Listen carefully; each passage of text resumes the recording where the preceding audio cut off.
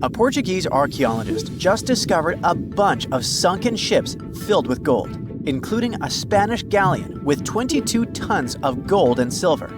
This much gold today is worth about $2 billion, and this is the money from one ship alone. Archaeologist Alexandre Monteiro made this discovery almost by accident. He was studying some documents when he found some information about a ship that went missing in 1615, and he decided he wanted to find it. After many years, Alexandre found not just this specific ship, he actually discovered 8,620 shipwrecks in the waters of Portugal alone. Out of this number, 250 are gold-filled shipwrecks, a discovery that would make any Jack Sparrow shake in his boots.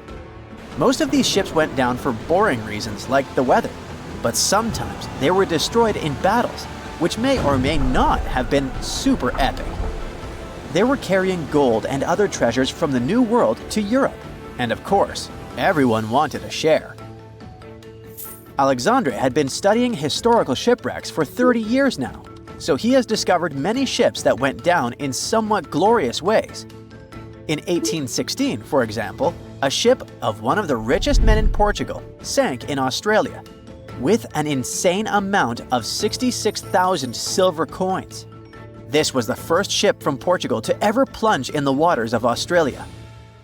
The bad news is that these ancient sunken vessels, filled with riches and epic stories, are not so easy to reach. They're deep down in the ocean and covered by sand. You could still try, but that would be stealing part of a country's history. And you wouldn't want to be that person, would you? Naturally, Portugal was not the only country that explored the seas back then. The coast of Europe is packed with sunken ships filled with gold. In fact, there are about 1 million historical shipwrecks underwater right now, and the treasures abandoned under the sea might be worth around $60 billion. It's an insane amount of money, but let me tell you that these gold-filled sunken ships aren't really worth the hassle. There are many stories of maritime treasure discoveries that turned into insane lawsuits and even long jail time. Our first story starts in 1746, when a violent storm crashed a ship called Prince de Conti near an island in Brittany. The ship was filled with tea, ceramics, and 100 gold ingots. Of course, the owners of the ship tried to save the loot, but if it's not easy now, imagine how it was back in the 18th century. It took more than 200 years for the vessel to be found. It finally happened in 1975, when a group of French men discovered it and decided to take pretty much every valuable thing they could find. Now, I said these things were not worth the trouble for a reason. In France, if you find anything that can be historical, you must declare it to the local authorities within 48 hours. Fail to comply, and you will be committing something known as a crime. To be fair, our French friends here did declare their findings, but only the corroded cannons from the ship. And the gold? Well, they sold it. Obviously, because each gold bar is worth between $125,000 to $231,000. It took French authorities almost 50 years to retrieve the stolen gold, and they didn't retrieve all of it. Part of it was bought by an elderly couple living in Florida, and the crime is so serious they were charged for connection with money laundering, organized crime, and the trafficking of cultural goods. The poachers also sold some gold ingots to the British Museum collection. Now, let's go back to the 1850s, when a steamer called SS Central America traveled from Panama to California and back again. This was during the Californian Gold Rush, a time when 300,000 people moved to California to dig for gold. Because the travel route was not easy breezy, people needed to carry their gold around on big ships. This is where our friend SS Central America comes in. In 1857, the ship had 578 people on board and about 10 tons of gold. Very few survived, and around $100 to $150 million in gold went down with the ship. All of this explains why in 1988, a group of investors from Columbus decided to finance a research project to find this ship. The research was led by a guy named Tommy Thompson, Tommy was really crazy about the idea of finding this sunken ship filled with gold. It took him years to find the exact location of the SS Central America, especially because the ship was 7,500 feet beneath the surface of the Atlantic Ocean, and retrieving it required a lot of fancy tech. A group of 161 investors paid for his adventure, but it goes without saying that they were not doing this out of love from their hearts. They invested $12.5 million in this project because they were expecting to earn at least 10 times more. But since life is not all sunshine and rainbows, 39 insurance companies sued the research team as soon as they retrieved the gold. Back when the ship was up and running, these companies insured the cargo of the SS Central America, and when the cargo was finally retrieved, more than 100 years later, they wanted to be compensated. They said it was not their job to retrieve it, but that doesn't mean they abandoned it. This crazy talk didn't stick, and 92% of the gold was given to the research team. The plot thickened when the investors were scammed by none other than Tommy Thompson, who fled with $4.16 million. He also had 500 gold coins, but he's not telling a soul where they are. Nonsense like this is the reason why most countries have rules to protect cultural properties. And yes, sometimes shipwrecks can be a cultural property. Obviously, there are many maritime treasure discoveries that happen without breaking any laws. The SS City of Cairo, for example, was a steamship that submerged in 1929 with 2,000 boxes of silver coins weighing 122 tons. A company called Deep Ocean Search retrieved the coins from a depth of 17,000 feet, which is 4,500 feet lower than the Titanic. 34 million pounds went to the UK Treasury, and the Deep Ocean Search also got a share. The good news here is that some of the coins can be bought by collectors, legally. Paying for a treasure is probably the closest you can get to an underwater archaeology find. I know, all I did was destroy your piracy dreams. But while raiding gold-filled shipwrecks may be a crime in most countries, or just financially impossible for us mere mortals, not all hope is lost. There is about $771 trillion worth of gold lying on the ocean floor, and it doesn't have an owner. It's like an underwater gold mine, except the gold is in the water. You know how the water of the ocean is salty? Well, the gold gets mixed with the minerals in the water, so it's not like you stumble upon a gold nugget on the beach. Each liter of ocean water has 13 billionths of a gram of gold, and it's very difficult to extract such tiny particles of gold from the water. But that doesn't mean people haven't tried, and of course, there's been a scam here too. In the 1890s, a guy claimed he had invented a thing that would suck gold from the seawater. When he got enough money, he fled the country with the cash.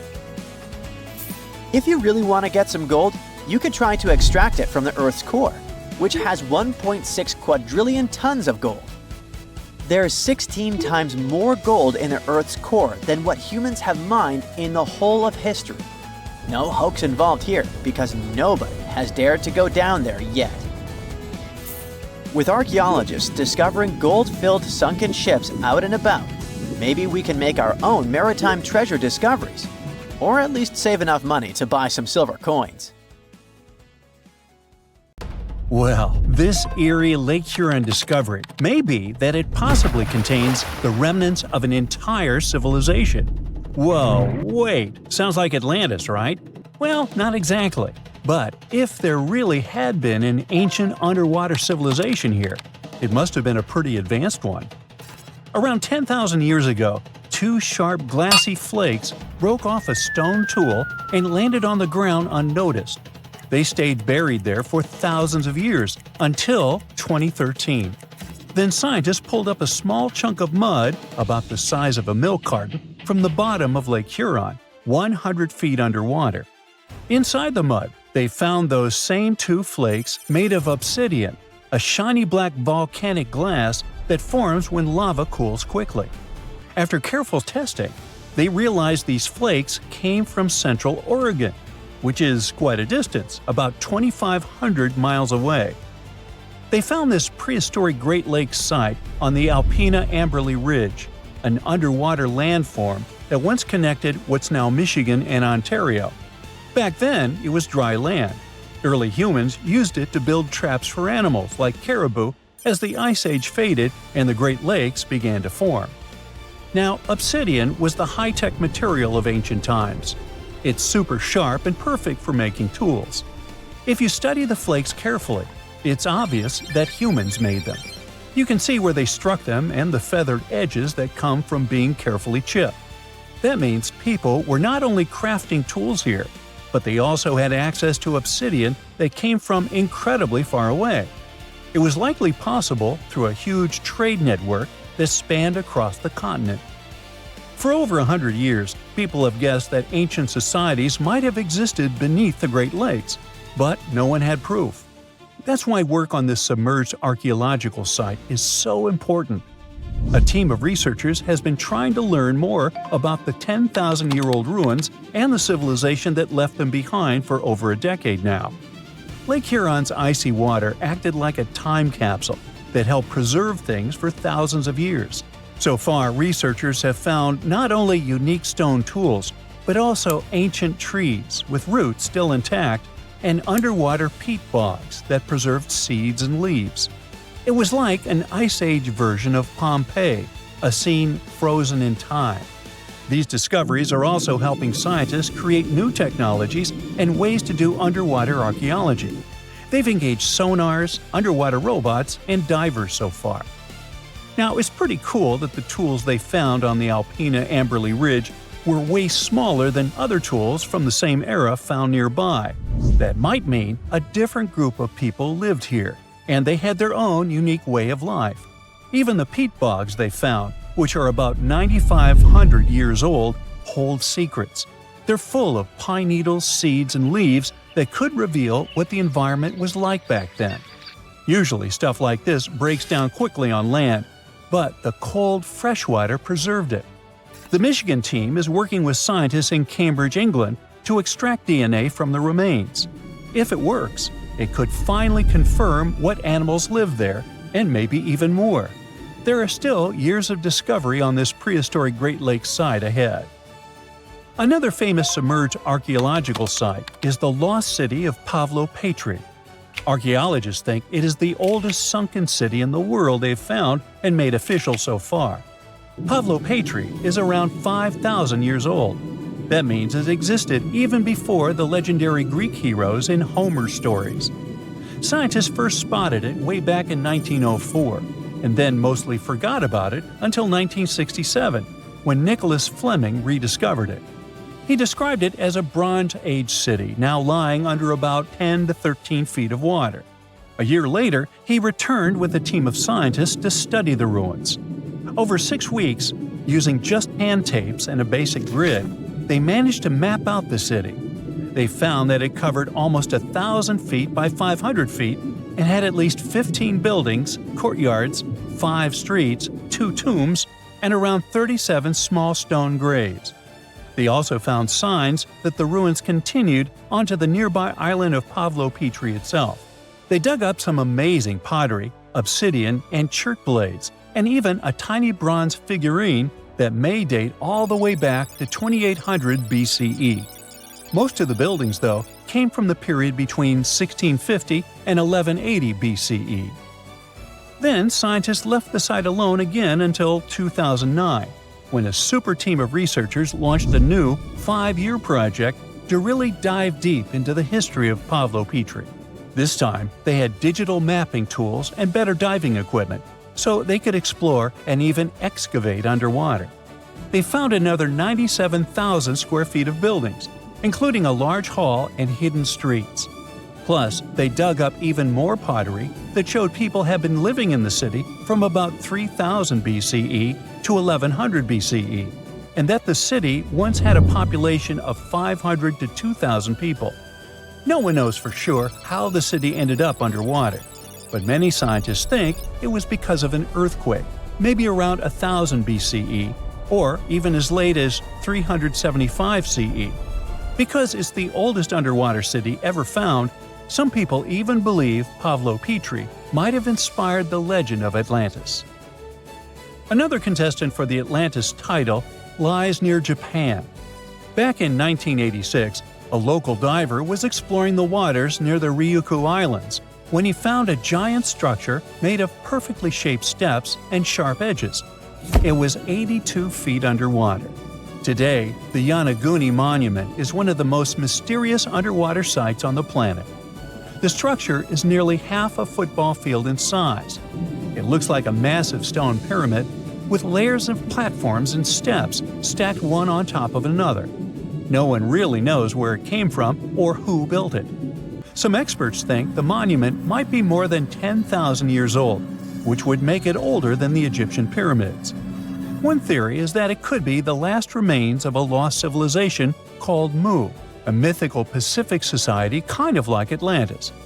Others believe an ancient culture that lived in Japan as early as 12,000 BCE might have built it. But many scientists and geologists are skeptical about this possible underwater ancient civilization, even though Yanaguni has narrow passageways, arched openings, and right angles that almost look like city blocks.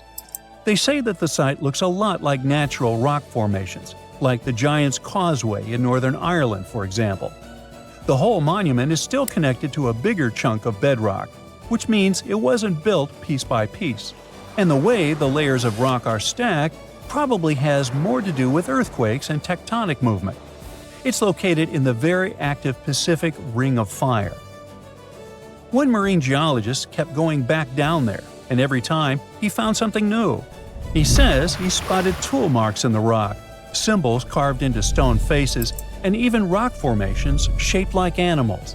He believes these carvings point to a culture that came from mainland Asia. He said he had identified 10 different structures off Yanaguni, including a ruined castle, a triumphal arch, 5 temples, and even a huge museum. These buildings seem to be connected by roads and channels, and some parts are surrounded by what could be giant stone walls. The explorer believes the city is at least 5,000 years old, based on stalactites found in underwater caves nearby, which would have only formed after the caves flooded. His supporters say they have never seen an earthquake create shapes like this, above or below water. But skeptics blame it all on erosion and insist that whirling underwater currents and sea creatures left holes in the rock. Now, if you want to form your own opinion about it, the spot is open for visitors, and it's definitely a super fun diving experience. So, a mysterious discovery was made deep in the Red Sea, the so-called death pools. Woo, that's scary. In 2020, researchers embarked on a dive into the Red Sea.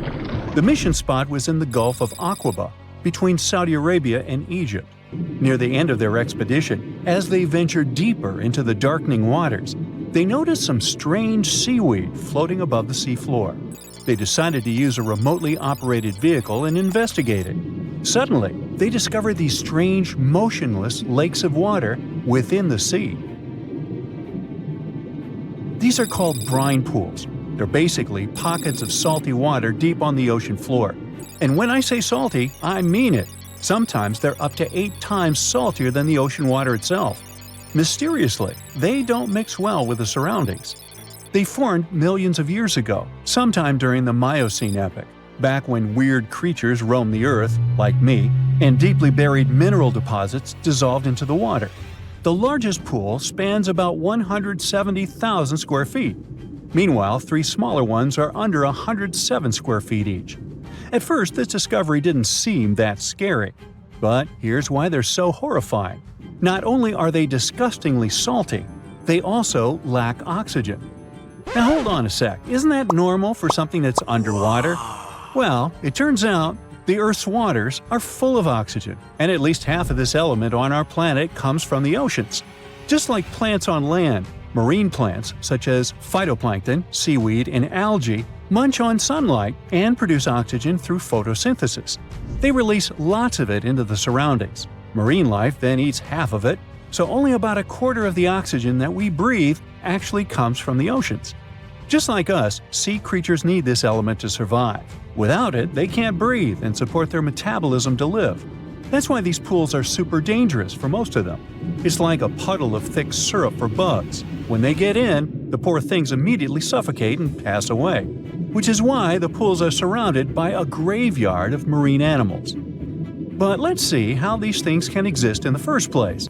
Have you ever tried making ice cubes from salty water? Spoiler, it's pretty hard. When you add salt, the water gets harder than usual to freeze, a phenomenon that has a funny name, freezing point depression. Oh, that's because salt interferes with the hydrogen bonds between water molecules. As it finally freezes, stuff like particles, dirt, or dissolved salts get pushed out to the sides. As a result, the salt's kind of squeezed out of the ice crystals and gets trapped near the edges in small bubbles or pockets. Something similar happens in the ocean when seawater starts freezing under super cold polar caps. The salt doesn't freeze with the water. Instead, it gets pushed out, forming a super salty cold liquid, the brine. And then it sinks down to the ocean floor. On a large scale, all this process also helps currents to form. Despite being so dangerous, the pools are still full of microbial life because microbes couldn't care less, they'll survive anywhere. There are literally thick mats of them in the brines. There are also some salt-loving creatures, like shrimps and eels, hovering around the pool's edges. They're being super creepy, waiting to catch unsuspecting prey that ventures too close to the toxic death pool. Ew. Well, it sounds icky, I know. But this discovery gives us some fascinating insights into how life might have originated on Earth. We already know from the evolution theory that we came from the ocean, but now scientists think that life might have begun in the deep sea in some super dark, oxygen-free places. These brine pools are like time capsules. They're one of the closest things we found to the early Earth. They can tell us the planet's history of earthquakes, floods, tsunamis, and more. For example, they have some traces of rainfall that happened over 1,000 years ago. And they can also help us search for life on other water-rich planets. For example, Mars most likely used to have huge oceans on it. Now, NASA scientists want to send a special instrument called HABIT for a special red planet mission to study things similar to our brine pools. This will tell us more about how life appears and survives in the universe. There is lots of unexplored fascinating stuff like this in the Red Sea. That's why scientists conducted the so-called Decade Expedition and spent around 5 months exploring the place. This expedition was launched by the National Center for Wildlife. They made so many remarkable discoveries that now we've got 77 new research papers. For example, they found over 10 blue holes, incredible underwater sinkholes that host unique ecosystems.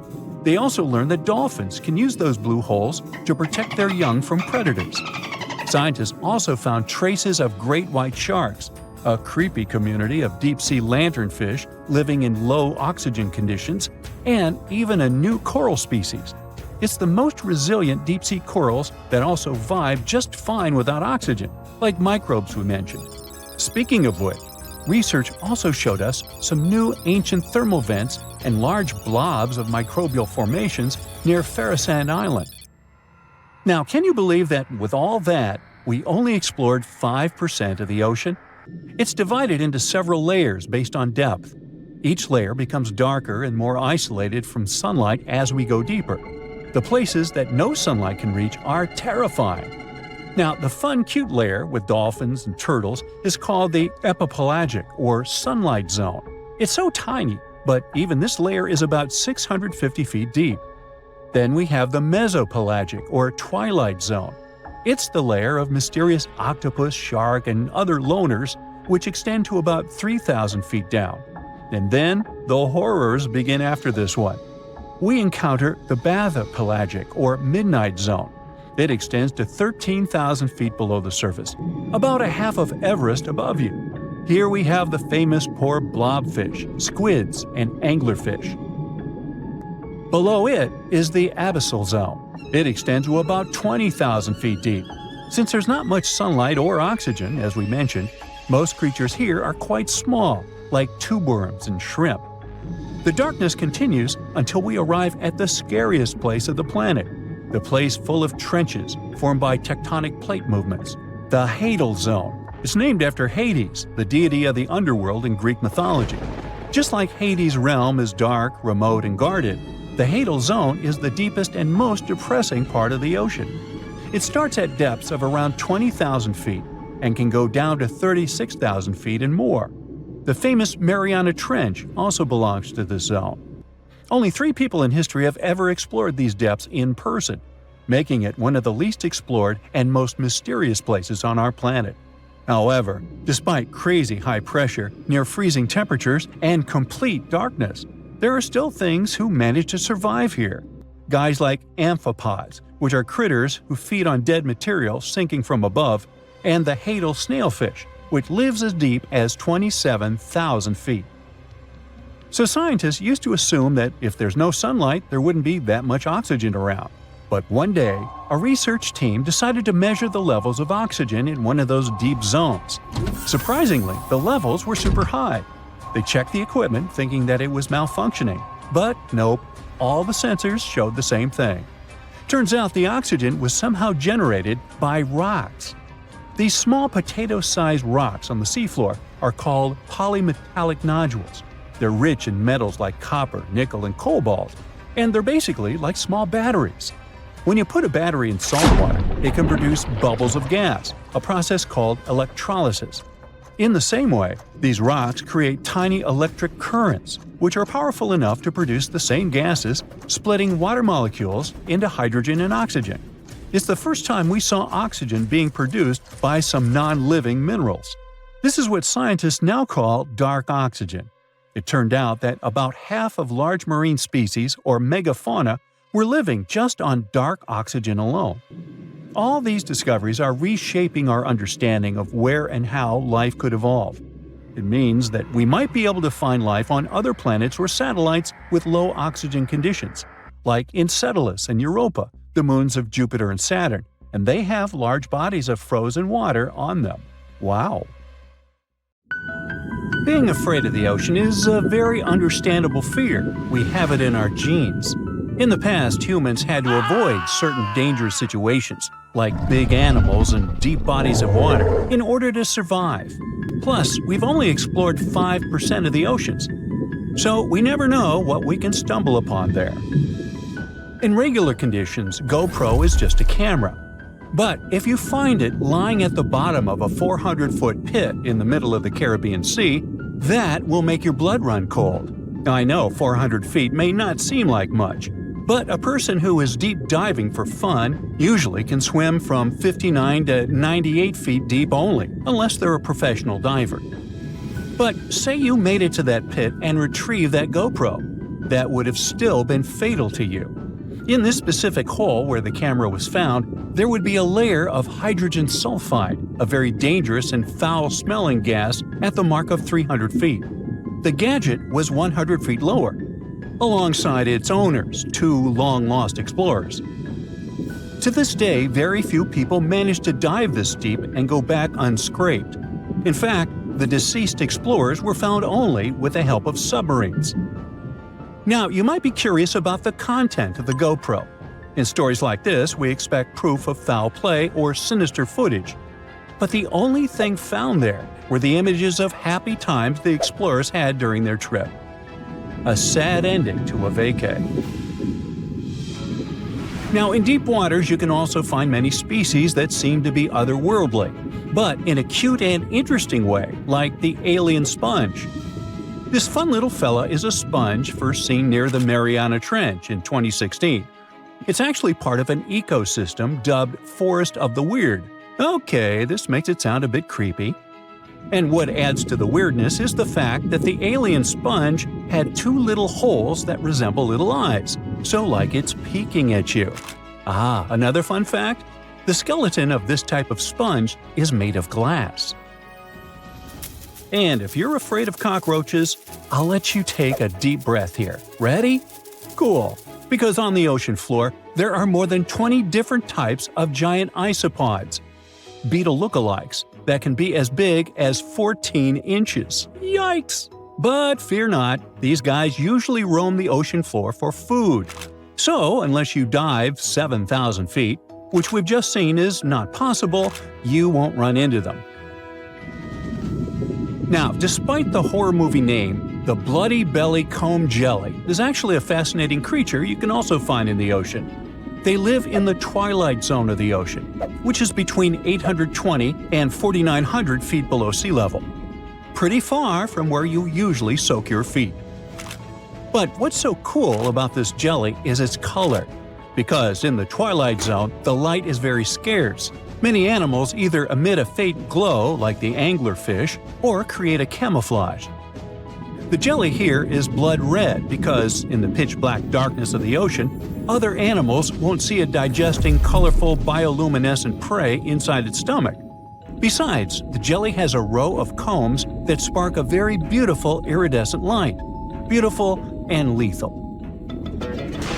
Humans also have their fair share of contribution to the weird fest that is the ocean floor. Depending on where you swim, you might just find parts of rocket engines used during the Apollo program. Now, when a rocket is launched into space, parts of it are dropped into the ocean where it runs out of propellant, making the rocket itself lighter. And a part of the Apollo 11 rocket engine, yes, that one that first took humans to land on the moon, was actually recovered from the ocean after more than 4 decades. And you can see it at the Museum of Flight in Seattle. Not a space fan? Well, there's something for the Oregon Trail lovers too.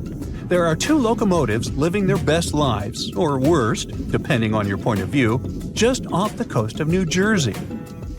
They're from the 1850s and are sitting under 90 feet of water. They probably fell off of a transportation ship during a rough storm, or were intentionally pushed over the barge so that the ship didn't sink. Most of these things can only be seen while diving, but worry not. Even if you have a lingering fear of the deep ocean, you can still find weird things by simply walking on the beach. Look at these bizarre Garfield landline phones washed away in Brittany, France. The French have been having bizarre encounters with the sarcastic orange cat since the 80s, and it took about 30 years for French farmer René Morvan to come forward with a simple explanation. A shipping container with Garfield merchandise got stranded in the sea, only to find its final resting place in a sea cave. We bet Brittany locals are still haunted by the creepy smile of that landline phone. And just like a storm uncovered the Garfield secret stash, it also moved a few ships that sank more than 600 years ago. But this is not a simple Titanic story. It actually sounds more like Pirates of the Caribbean, because when the storm moved those old ships, authorities from Caesarea found 2,000 gold coins, some silver and bronze coins, gemstones, and rings. It was a bigger treasure than a dragon could hoard. But don't get your hopes up. Even though most of the underwater archaeological zones in this region are open to divers, these treasures are safely tucked away in a museum. Speaking of pirates, and I was, another weird thing you can find chillin' in the ocean is the pirate city of Port Royal, Jamaica. In 1692, the city was devastated by an earthquake, followed by a tsunami. A really bad twofer. But the good news is, you can still visit it today, well, scuba diving, that is. This is actually not the only sunken city in the world. There's also Thonis Heracleion in Egypt, which is not at the bottom of the sea per se, but at the mouth of the Nile River. There's also Baia, a Roman town built atop a supervolcano. Now, you might be thinking Baia had the same fate as Pompeii, but guess what? The floor actually sank and the town went down with it. So, have you ever heard of underwater crop circles? Back in 1995, divers in Japan spotted perfectly round circles formed in the sand. They were 6 feet in diameter and looked like those crop circles from sci-fi movies. Scientists simply couldn't figure out what or who did it until they caught the culprit red-handed, a tiny male pufferfish only 4 inches long. This little guy uses its body and fins to draw circles and squiggles and decorates his creation with seashells and corals. It takes the fish about a week to do so. All this hard work is part of a mating ritual, and if a female pufferfish likes the art, she will lay her eggs there, right in the center. The circular design of the underwater crop circle actually channels fresh water to the middle of the circle. The ideal scenario for the eggs to develop. And guess what? After she lays the eggs, the female pufferfish leaves, and it's the male that tends the eggs. But just in case fishes are not your thing, we can also offer you a cargo of rubber duckies, turtles, beavers, and frogs. 28,000 of them to be exact. These bath toys were traveling from China to the US, but much like our friend Garfield, were caught in a storm in 1992. From the North Pacific, our friendly duckies and beavers made their way to the UK by 2007. But some were bolder and traveled to Australia, Indonesia, Chile, Hawaii, and even Alaska. Now, have you ever seen a strange thing washed up by the beach? Let us know in the comments. Bye. The lost city of Atlantis may have actually been found. No, really. Two researchers were working in the waters off the coast of Cuba when they discovered the ruins of what looked like an ancient submerged city. That happened about 20 years ago, and yet no one really talks about it today. It's like the authorities just took the research, locked it away in some top-secret room, and decided no one else should know about it. But why? Well, I'm going to tell you. Back in 2001, Paulina Zalitsky, a marine engineer, and her husband, Paul Weinswig, were hired to explore the waters off Cuba's western coast. They had two main objectives: to search for old shipwrecks, possibly hiding treasures like gold and jewels, and to locate valuable oil and natural gas deposits deep underwater. They were using a sonar. Basically, this equipment is like a sound-based radar. It sends out sound waves underwater, and when those waves hit something, like a sunken ship, they bounce back.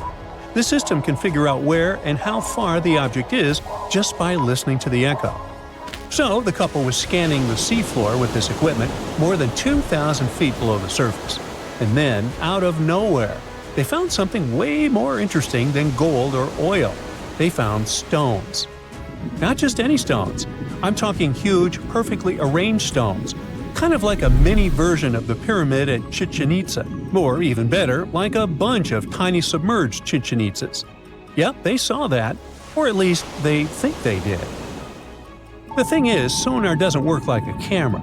It definitely doesn't record video or take actual pictures underwater. What it does do is create images using sound. And those images are usually just outlines or shapes, kind of like a blurry black and white sketch. It shows you where things are, but not exactly what they look like. And that's exactly what happened back then. The equipment started producing images of these perfectly organized stone structures, and it really looked like some kind of urban development. I mean, the site was just too organized, too symmetrical to be just random rocks. But it sounded too good to be true. I mean, this discovery could totally change everything we know about ancient civilizations on the American continent. So the scientists decided it would be too irresponsible to announce anything without finding more evidence first. And that's why they decided to go back to that same spot. This time they sent down an underwater remotely operated vehicle to actually see what was going on beneath the sea. See? This robot was basically an underwater cameraman. And yep, it confirmed it. There was definitely something strange down there. It looked like an ancient city made of huge, smooth blocks of granite. These rocks were about 8 feet by 10 feet. Some were in pyramid shapes, others were circular. Some seemed to be deliberately cut and then stacked on top of each other, while others appeared isolated from the rest. Together, they looked like they were forming corridors and outlines of rooms. It was like finding large buildings in the middle of an underwater desert. These images were enough for Zalitsky to seal the deal. Back then, she confirmed that this amazing structure, her words, could have been a large urban center. Again, her words. Then the couple started to speculate. They said that these structures were probably built more than 6,000 years ago, which would make them older than the Great Pyramids of Egypt. It's even older than the famous Maya, the civilization that used to live in the Americas and is known for their ancient and advanced temples. The research also suggested that these structures might belong to a civilization that lived on the American continent thousands of years ago, and that we didn't even know about. This supposed civilization once thrived on a 100-mile land bridge connecting Cuba to Mexico's Yucatan Peninsula. But then, something catastrophic happened. According to their theory, the Earth's faults shifted beneath the surface, leading to a massive earthquake. Then, in the blink of an eye, the entire bridge was destroyed. The land was swallowed up by the sea and ended up at the bottom of the ocean, and this civilization disappeared. Of course, all the connections to the famous Atlantis myth got the media totally hooked on the story. News websites ran headlines like "Lost City of the Caribbean Found" and "Atlantis Found in Cuba." So, could that really be Atlantis? I mean, did they finally find the remains of this supposedly super advanced and lost civilization? Well, it's hard to say. From the start, part of the scientific community wasn't buying into the story too much. First, there's the issue of the date.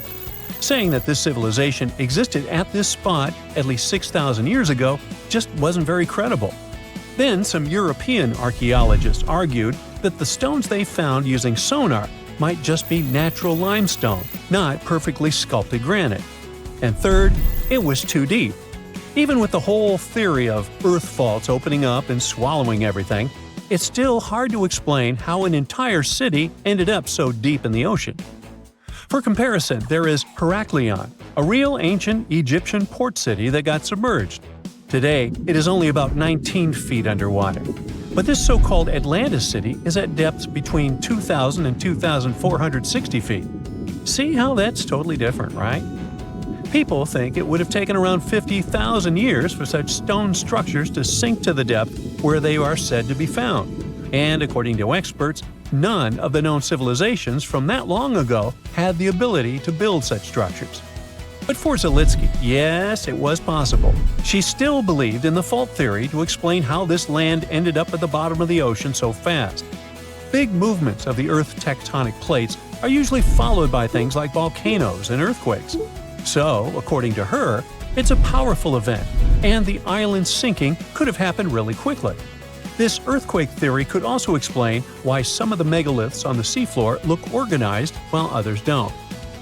But to really prove any of this, they needed a specially designed robot to go down there again and take samples of the rocks and sediment. That way, they could figure out how old the rocks were and maybe even find signs of human life, like carvings, sculptures, or artifacts.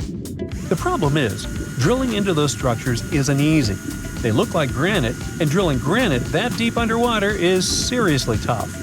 And more than anything, they needed money to do it, a lot of it. So maybe they just never got the funding. Because even with all that initial hype, no further explorations or studies were ever reported. And that lack of follow-up sparked a lot of speculation. Some people even wondered if the story got shut down on purpose, like maybe the authorities wanted to keep something top secret. As if this underwater city was built by some kind of higher extraterrestrial being, and they just don't want us to find out. But truth be told, the strongest argument for saying, yeah, that is definitely a lost city, is that nature supposedly couldn't have built something so symmetrical. Geologists did try to find natural explanations, or at least similar examples from other parts of the world, but they came up short. Still, just because we haven't found a clear natural explanation doesn't mean there isn't one. Nature can create some pretty wild and unexpected stuff, so honestly, that whole too perfect to be natural angle is kind of a weak argument. What most likely happened is that experts just weren't convinced it was actually a sunken city, and that's probably why no one followed up on their work. Over time, the buzz faded, the story disappeared, and the site slipped back into silence. And without more data, the true nature of those underwater formations off Cuba's coast is still a mystery.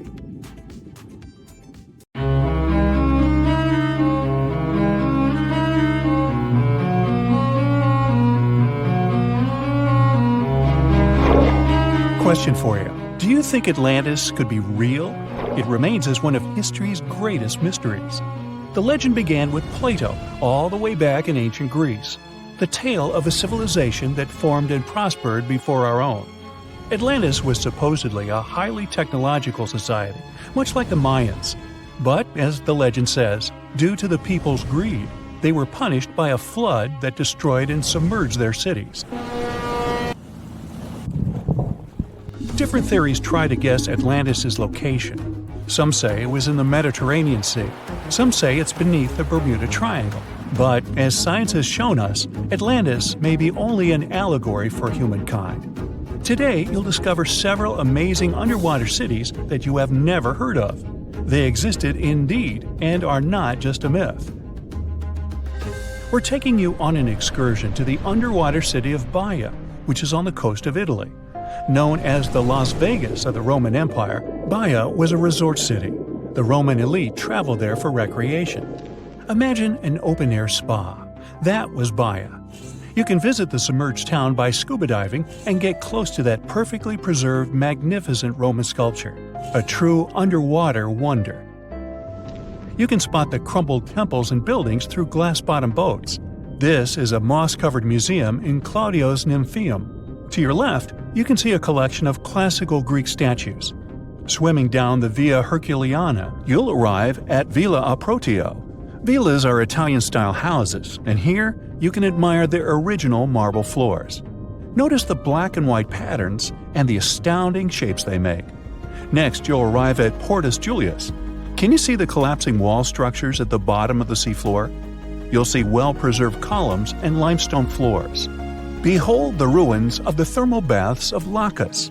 The remaining multicolored mosaics are something great to see. You'll see their orange, blue, and green tiles if you get close enough. At Pisoni's Villa Pila, you'll see 25 preserved Roman pillars.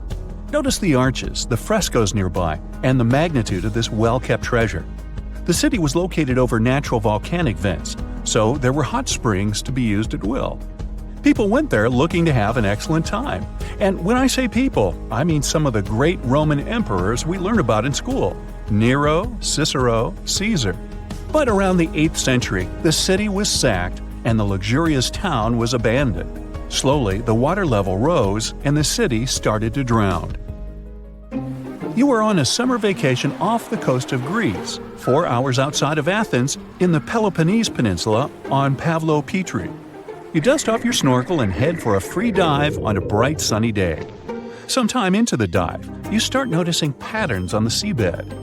13 feet below the surface, the outline of familiar objects starts to appear, one by one. As you continue swimming, what looks like the outline of an entire city emerges before your eyes. You wonder, how could water have taken the whole city? Rocks are perfectly aligned into what appears to be the foundation of a building. Nicholas Fleming, a British oceanographer on vacation in Greece, was the person that discovered Pavlo Petri. He was documenting the seafloor artifacts. The team found the site filled with pots, storage vessels, and tools. A quern stone, for instance, is a tool used for grinding grains and turning them into flour.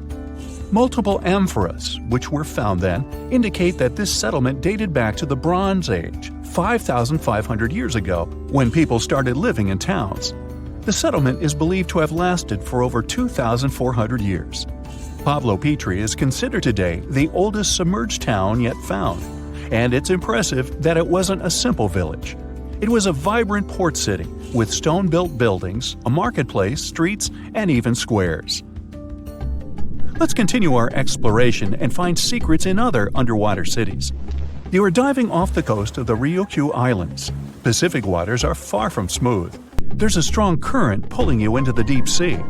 Suddenly, you see a huge structure thanks to the sunlight shining down on the seabed. At first, it looks like Machu Picchu's ruins across the globe in Peru. As you approach it, you slowly figure out its form. A pyramid-shaped structure, arches, staircases. It's something that could have easily been a palace or castle. Could this also be a sign of human activity? What you just saw is known today as the Yanaguni Monument. It also goes by the name of Japan's Atlantis. The entire monument is about the size of 5 football fields and the height of a 5-story building. Its most surprising feature is its expansive terraces that host large crowd gatherings. Explorers and scientists believe that Yanaguni dates back to 10,000 years ago. But whether it is a man-made structure or a natural formation is still under debate. For Japan's top marine geologist, Professor Masaki Kimura, Yanaguni is the heritage of a lost civilization. Kimura has dived into exploring the ruins over 100 times over the past 10 years. According to him, there are clear signs of human activity down there. The triangle pool, located on the monument's surface, is a triangle-shaped concave that is a historical symbol of water fountains in the region. There is also a giant turtle carved on the eastern side of the structure, and according to Kimura, turtles have an important cultural meaning. Several pieces of stone tools have been recovered from the site. Their estimated age dates back to 10,000 years ago. However, not all scientists are convinced of the same. For many, Yanaguni is the result of thousands of years of erosion. The fact that the monument is composed of one massive rock leads them to believe that it is not human-made. The defined edges and flat surfaces resemble a natural formation occurrence in Northern Ireland, known as Giant's Causeway. A series of interlocking basalt columns look like the ruins of a palace, but they were the result of volcanic activity in the region. Well, stay tuned for more underwater discoveries. The next stop on our voyage is one of today's most famous underwater cities that has turned into an underwater archaeological park. The city of Port Royal in Jamaica exists today only below the surface. But in 1692, it was one of the wealthiest cities in the Western Hemisphere. Port Royal was the center of the British Empire at the time, and an important trade city that attracted people from all over. It was also home to real-life pirates of the Caribbean. On the morning of June 7, 1692, the people of Port Royal met a different fate than they probably expected. The bars and restaurants beaming with life woke up shaking. People were taken out of bed with the power of a massive earthquake, estimated today at 7.5 on the Richter scale. One survivor says he saw the earth opening up and swallowing the town whole. What he said could be true, as the city was mainly built over sand. The ground sucked buildings, roads, and everyone above. Geysers erupted, and finally, waves as big as 10-story-high buildings hit the city. About 33 acres of the city disappeared underwater, and amazingly, most of its 17th century remains lie in good condition under 40 feet of water. In the ruins, archaeologists have found taverns, storage rooms, kitchens, and recreational buildings used for diverse purposes. You can see a grand lion statue, a submerged bridge, and many picturesque arches. Now, do you fancy a trip to India? Just outside its coast lies another sunken marvel. A site known as the Lost City of Cambay is located on the Gulf of a similar name. It remained hidden until 2001, when the National Institute of Ocean Technology did a routine water assessment. With sonar technology, which sends a wave of sound to the bottom of the sea, they found something far beneath the surface. Images showed well-defined geometric shapes spread along a 5-mile stretch. The remains found dated to more than 9,500 years ago, meaning that this civilization was lost at around the end of the Ice Age. Debris recovered from the site included construction material, pottery, beads, sculptures, and even bones. Scientists argue whether these artifacts are indeed from the site, but if they truly are, then the Lost City of Cambay would be the oldest civilization in the world. Ever since Plato wrote about the allegory of Atlantis, humanity has been fascinated with the possibility of the discovery of a thriving underwater civilization. Fancy joining me on a trip to a few historic underwater sites? Let's see what we can find out about ancient civilizations. The first one on our list is what is being called the underwater Stonehenge. Scientists have recently discovered a mysterious pile of cairns that stretch for miles under the shimmering waters of Lake Constance at the borders of Switzerland, Germany, and Austria. Archaeologists began to explore the site back in 2015, and they haven't been able to understand yet what it was actually used for. What they do know is that there is a 12-mile line of 170 human-made stone cairns under Lake Constance. Scientists say this was most likely the result of a combined work of several villages. The cairn site was probably used for some collective purpose. The formations are huge. Some of them are several dozen feet wide. The most amazing discovery so far is that the site dates back to around 5,500 years ago. Now, what were we humans doing back then? We were living in the prime years of the so-called Stone Age. We were beginning to make artifacts from stone and use them to hunt and eat. Can you imagine what a knife and fork might have looked like back in those days? It's no coincidence that scientists call this site the underwater Stonehenge, though. Both sites are believed to have been built around the same period of time. You see, Stonehenge dates back to around 3100 BCE. Both sites carry the distinct characteristic of stone monuments built in a circle. Not to mention the fact that scientists also haven't figured out why on earth our early ancestors would feel the need to build a monument such as Stonehenge. Well, the mystery of Lake Constance hasn't been solved yet. Who were the Neolithic people from this area? And for what purpose did they go through such an amount of work and effort to build this huge stone site? Next, we're taking you on a tour of the Ryukyu Islands just off the coast of Japan. You're diving deep down to an archaeological site. But I should warn you, the waters of the Pacific Ocean are far from smooth. It doesn't take long before you see a huge structure, thanks to the sunlight shining down on the seabed. At first, it looks like Machu Picchu's ruins located across the globe in Peru. As you approach the site, you slowly figure out its forms. A pyramid-shaped structure, arches, staircases. It's something that could have easily been a palace or a castle. Could this be a sign of human activity? What you've just seen is known today as the Yanaguni Monument. It also goes by the name of Japan's Atlantis.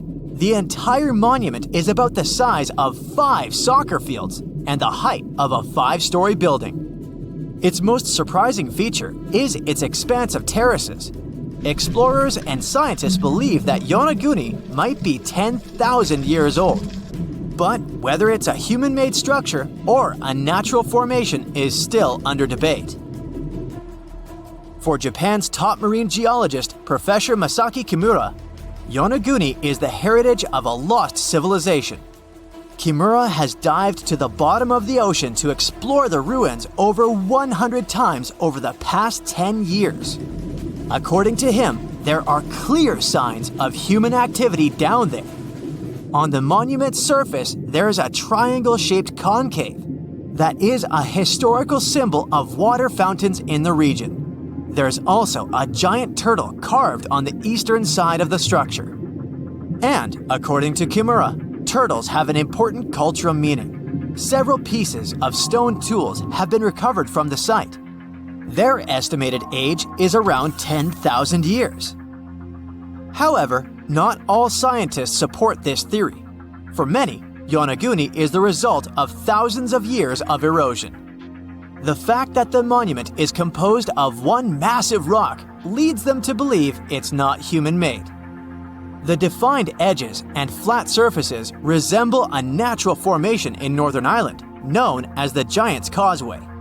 The basalt columns look like the ruins of a palace, but they're actually the result of volcanic activity in the region.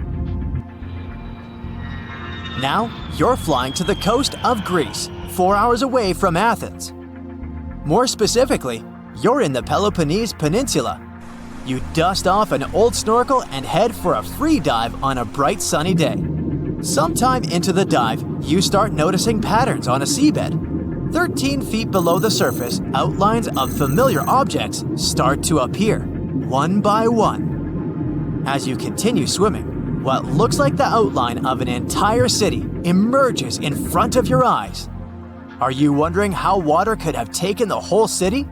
Rocks are perfectly aligned into what appears to be the foundation of a building. This is Pavlo Petri, an ancient city you've probably heard about for the first time. It was discovered by Nicholas Fleming, a British oceanographer, when he was on vacation in Greece. He had heard rumors about Pavlo Petri's existence and indeed found several artifacts on the seafloor. He went back to the area a year later with the team. They found a site filled with pots, storage vessels, and tools. A kernstone, for instance, is a tool used for grinding grains and turning them into flour. Multiple amphoras indicate that this settlement dates back to the Bronze Age, 5,500 years ago, when people started living in towns. The settlement is believed to have existed for over 2,400 years. Today, Pavlo Petri is considered the oldest submerged town ever discovered, and what's impressive is that it wasn't a simple village. It was a vibrant port city with stone buildings, a marketplace, streets, and even squares. The next stop on our voyage is one of today's most famous underwater cities that has been turned into an archaeological park. The city of Port Royal in Jamaica exists only below the surface, but in 1692 it was one of the wealthiest cities in the Western Hemisphere. Port Royal was the center of the British Empire at the time and an important trade city that attracted people from all over the region. It was also home to real-life pirates of the Caribbean. On the morning of June 7, 1692, the people of Port Royal met a different fate than they had probably expected. The city woke up shaking. People were thrown out of their beds by the power of a massive earthquake, ranking 7.5 on a Richter scale. One survivor said he had seen Earth opening up and swallowing the whole town. What he said could be true, as the city was mainly built on sand. The ground swallowed buildings, roads, you name it. Geysers erupted, and finally, waves as big as 10-story buildings hit the city. About 33 acres of the city disappeared under the water. Amazingly, most of its 17th century remains are still in good condition under 40 feet of water. Archaeologists have found taverns, storage rooms, kitchens, and recreational buildings used for diverse purposes. You can also see a grand lion statue, a submerged bridge, and many picturesque arches. Of course, I saved the best for last: India. Just off its coast lies another sunken marvel. A site known as the Lost City of Cambay is located in the Gulf with a similar name. It remained undiscovered until 2001, when the National Institute of Ocean Technology made a routine water assessment. With the help of sonar technology, which sends a wave sound to the bottom of the sea, they found something far beneath the surface. Images showed well-defined geometric shapes spread along a 5-mile stretch. The remains date to more than 9,500 years ago, meaning this civilization was lost at around the end of the Ice Age. Debris recovered from the site included construction material, pottery, beads, sculptures, and even bones. Scientists argue whether these artifacts are indeed from the site, but if they truly are, then the lost city of Cambay might be the oldest civilization in the world. It looks like a prehistoric creature that came from the time of dinosaurs. This scary beast is called the basking shark. It can grow up to 39 feet. People have only reported 3 of them in the past 160 years. The last sighting was in 2015, and before that, about 80 years ago. These sharks sometimes rise to the surface to filter out small animals, such as shrimps and other small crustaceans, when they want to have a nice, tasty seafood dinner. But when there isn't enough grub at the surface, they go down to the depths of almost 3,300 feet, where they tend to stay for months, which is something researchers discovered using satellite tags. Tag, you're it! Now, basking sharks like to spend their time in more temperate waters, but they can migrate long distances. They live across the globe, but in warm tropical or subtropical areas, they won't go near the surface because they're not fans of high temperatures. The lion's mane jellyfish is not that rare, but it's fascinating how large it is. It's the biggest among jellyfish species and the longest animal. Its total length can reach 120 feet. That's approximately 23 feet more than the longest blue whale scientists know about. The jellyfish has around 70 to 150 tentacles, and they all contain huge amounts of neurotoxins that can seriously harm you if you come in contact with the animal. But people don't usually come across this type of jellyfish because it rarely lives near the coast, preferring the open ocean. Generally, you can find the lion's mane jellyfish no deeper than 65 feet below the surface, where it dines on small fishes, zooplankton, and some other types of jellyfish. It uses its tentacles to catch its value male. Hey, you want fries with that? The giant phantom jelly comes out of the darkness and depths of the ocean's midnight zone. Its sun-hat-shaped bell reaches over 3 feet across. This bell trails 4 ribbon-like mouth arms that can be up to 33 feet long. This quite rare creature uses its mouth arms to catch unfortunate animals swimming around and not knowing what's coming for them. Giant phantom jelly propels itself through the water with periodic pulses coming from its orange head. It glows faintly and mysteriously in the pitch-black depths. It lives across the globe in all the oceans except for the Arctic. I'm guessing it's too cold. Because of its odd shape, people often call the oarfish the dragonfish or sea serpent. It's about 26 feet long, which makes it the longest bony fish we know about, and lives at depths of 3,300 feet. Oarfish spend most of their time in the deep, dark parts of the open ocean in tropical and subtropical areas. They almost never come to the surface, unless, invited. It's a ribbon-shaped and shiny silver creature with a long red dorsal fin and red oar-like pelvic fins. Its body has no scales and is very thin. The fish can grow to a length of about 30 feet and weigh 660 pounds. Oarfish have really big eyes that help them see better in their dark, scary surroundings. The frilled shark is definitely one of the gnarliest-looking marine animals out there. If you saw it somewhere, you'd probably think you went back to the age of dinosaurs. Yup, the frilled shark is a prehistoric creature because its roots go back 80 million years. This living fossil can grow to be 7 feet long. It got its name from its frilly gills. Even though frilled sharks have the shark part in their name, they swim similar to an eel in a distinctly serpentine way.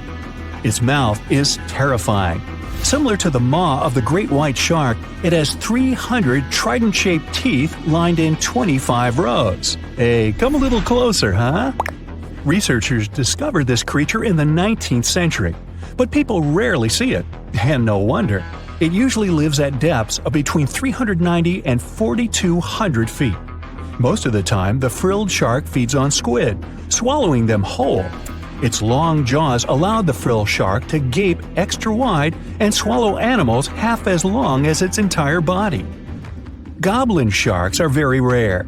Researchers have spotted fewer than 50 of them in more than 120 years. But maybe that's for the best, since we're talking about a pretty scary fella with a narrow snout and sharp teeth. It's also capable of thrusting its entire jaw outward when it wants to catch something. Sounds familiar. As it's lurking through the dark depths of the ocean, a goblin shark sees a small squid that looks quite yummy.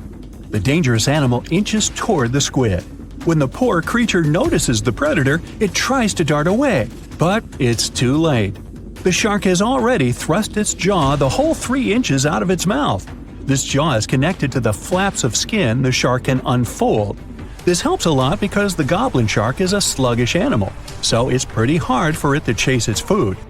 After finishing its lunch, the goblin shark puts its jaw back in its mouth and swims away as if nothing's happened. Goblin sharks mostly live at the bottom of the ocean. Like many other shark species, they prefer swimming alone. Here's a silver-colored creature with very rough skin. That's the ocean sunfish, with a total length of almost 11 feet. Its other name is mola. The ocean sunfish is the heaviest of all bony fish out there. People sometimes call it a swimming head because of its bizarre appearance. These creatures have such a weird shape because they're born with a back fin that never actually grows. It just folds into itself as the animal matures and creates a rounded rudder. The sunfish is a bit clumsy. It moves with the help of its mighty fins that allow the animal to swim on its side. This marine inhabitant is a solitary creature. It mostly feeds on zooplankton and jellyfish. The spotted wobbegong is one of the world's rarest sharks. It grows to be more than 10 feet long. It may not look as terrifying as some of its shark relatives, but it's pretty good at catching unsuspecting animals swimming past, mostly during the night. The animal has a spiracle, which is why it can breathe while staying still at the bottom of the ocean. It's motionless most of the time, which is why you can barely notice it. Its flat body and large pelvic and pectoral fins blend in with the underwater terrain. That's why they're so good at hiding. This ability helps when these sharks want to protect themselves too. Wobbegong means carpet shark. They usually live close to the ocean floor in coral reefs, on sandy bottoms, and under piers. People have even spotted the shark in the water that is barely deep enough to cover its flattened body. Now, blobfish lack teeth and bones, so they can't actively hunt. Since they don't have much muscle mass, they can barely move around. Hey, I had a roommate like that once. They get their energy from animals they scoop up from the seafloor. They also know how to conserve this energy. That's how it usually goes with deep-sea creatures. They don't have as much food as those animals that swim closer to the surface. Instead, they have special body mechanisms that allow them to save energy for the times when they don't have much to eat. Pressure at the depths where the blobfish lives is 120 times as high as that at the surface. That's why the bizarre creature looks like a weird gelatinous mass only when you bring it up to the surface. The pressure here is not strong enough to keep its body together. Hey, breaking up is hard to do. The white margin stargazer could compete with the blobfish for the title of the ugliest animal in the sea, don't you think? Now, this animal has eyes on the top of its head, together with an upward-facing mouth which the creature uses to hide itself in the sand. That's where it spends most of its time, with only its eyes protruding from the sand. It chills this way until some small animal passes by. It can lunge at its target incredibly quickly, literally within milliseconds. This creates a vacuum in the water that pulls in a crab, fish, or some other small, unfortunate animal. Another tactic involves venom. This fish has a venomous spine in its shoulder blade that helps with catching other animals and defending itself against enemies. Even though it's not related to the electric eel, the white margin stargazer can generate an electric shock as powerful as 50 volts. Ow! Get ready, because one of the Pacific Ocean's most active volcanoes might blow any minute now. Scientists monitoring Axial Seamount, a gigantic underwater lava factory just off the coast of Oregon, say it could erupt literally any time between today and early 2026 at the latest. Yes, it's underwater, but don't get tricked by the ocean's cover. This beast is almost 3 times taller than the Empire State Building. This volcano is inflating like a souffle at a Michelin-starred restaurant, and scientists are so excited they will live stream it. Seriously! So, here's the thing. This volcano will explode at any moment now because, well, it's inflating fast. Over the past few months, researchers have noticed that the seafloor is literally rising. It's like Axial is doing its best impression of a waterbed filled with molten rock. Scientists call this inflation, which sounds like something you'd complain about after Thanksgiving dinner. But in volcano terms, it means magma is piling up underground, causing the seafloor to bulge like a souffle that's this close to collapsing. Now, an underwater volcanic eruption might not sound so exotic. After all, most volcanic activity on Earth happens under the sea. Believe it or not, there are more than 1 million submarine volcanoes quietly churning lava beneath the waves as you watch this.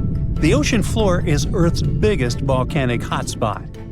What makes Axial Seamount so thrilling is that it's under intense scientific surveillance, unlike any other underwater volcano. It's like the star player in a volcanic reality show, with a network of ocean-bottom instruments giving researchers real-time updates on magma movements, seismic tremors, and crust deformation. In fact, Axial Seamount hosts the world's first-ever underwater volcanic laboratory.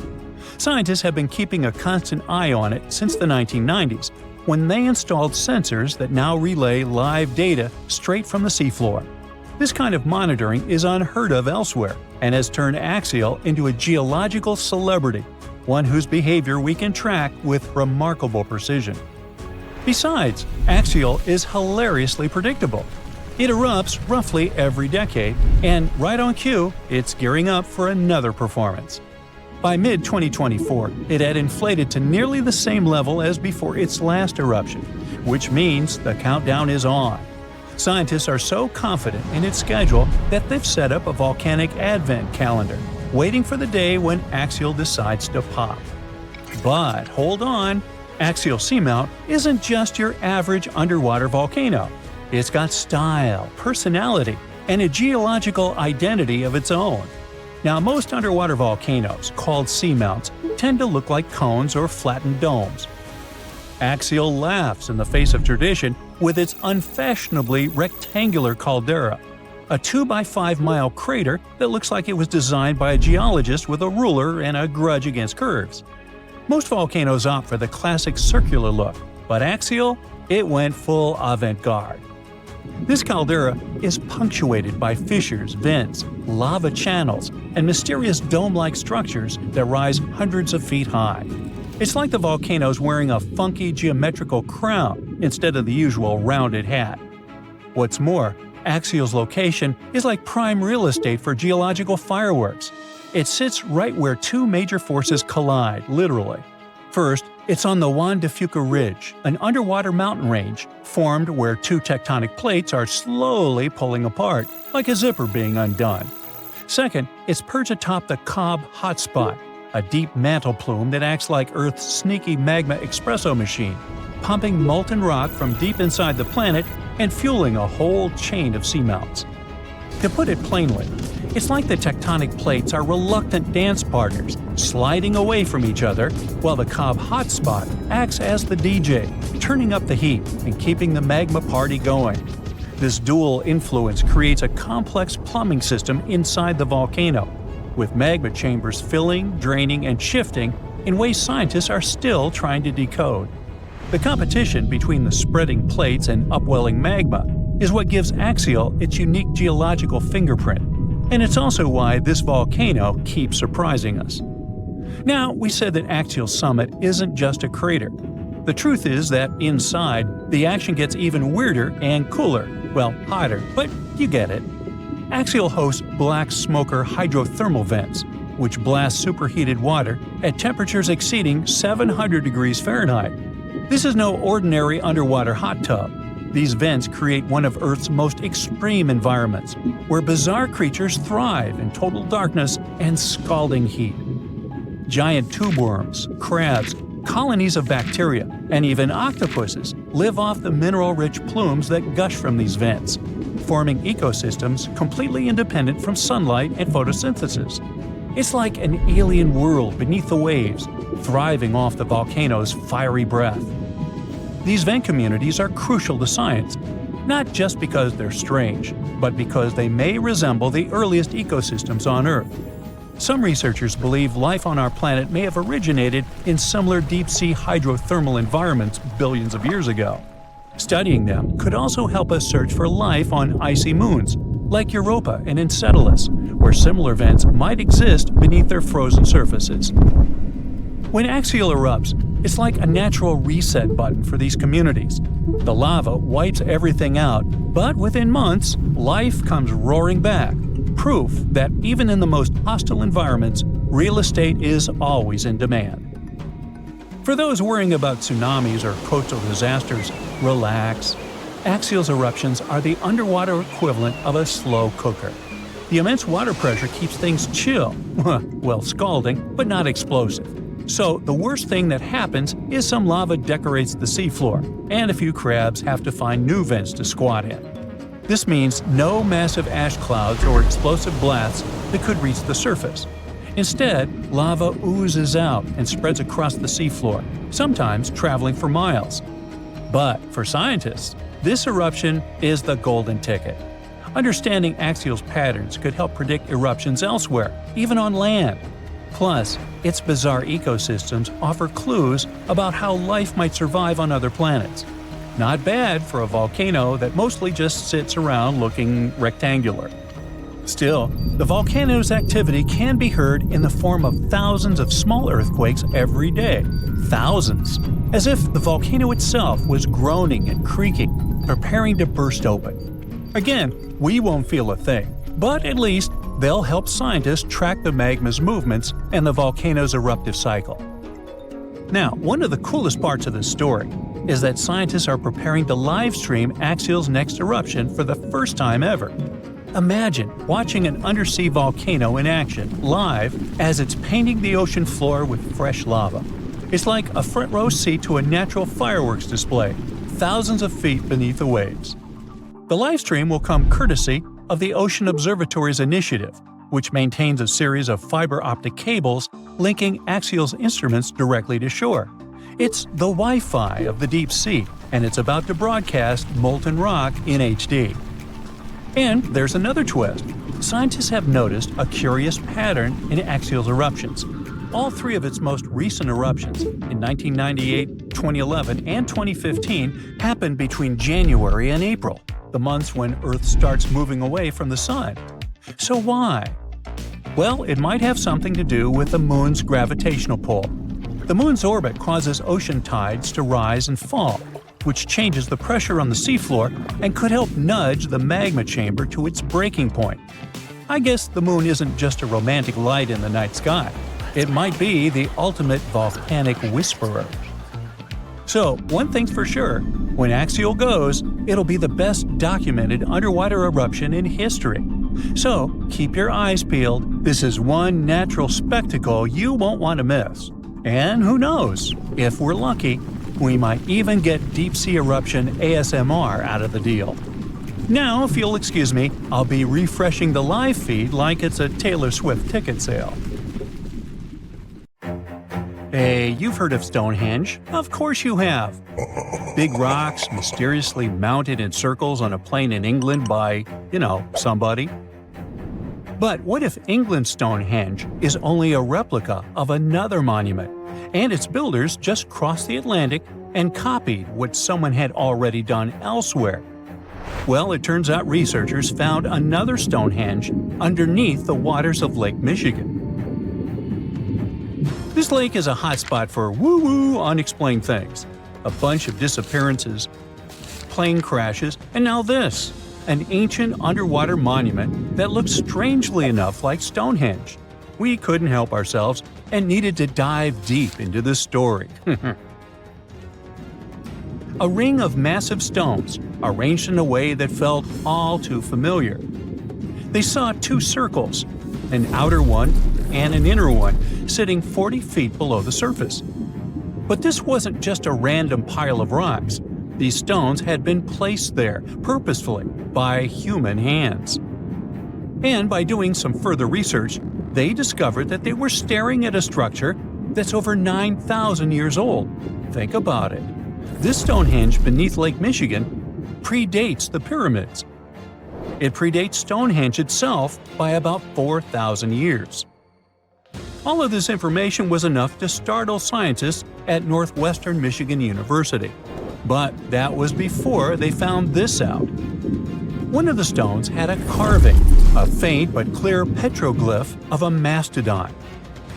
Mastodons kind of look like the ancestors to our modern-day elephants, but they have been extinct on planet Earth since 10,000 years ago. So, whoever built this underwater Stonehenge needed to be alive at the same time these creatures roamed our planet. This discovery raised many questions among scientists. I mean, why on earth would they go through all this trouble to lay rocks at the bottom of a lake? Well, first things first. Scientists believe that Lake Michigan had much less water back then than it does now. Second, it could have something to do with ancestral practices of First Nation people.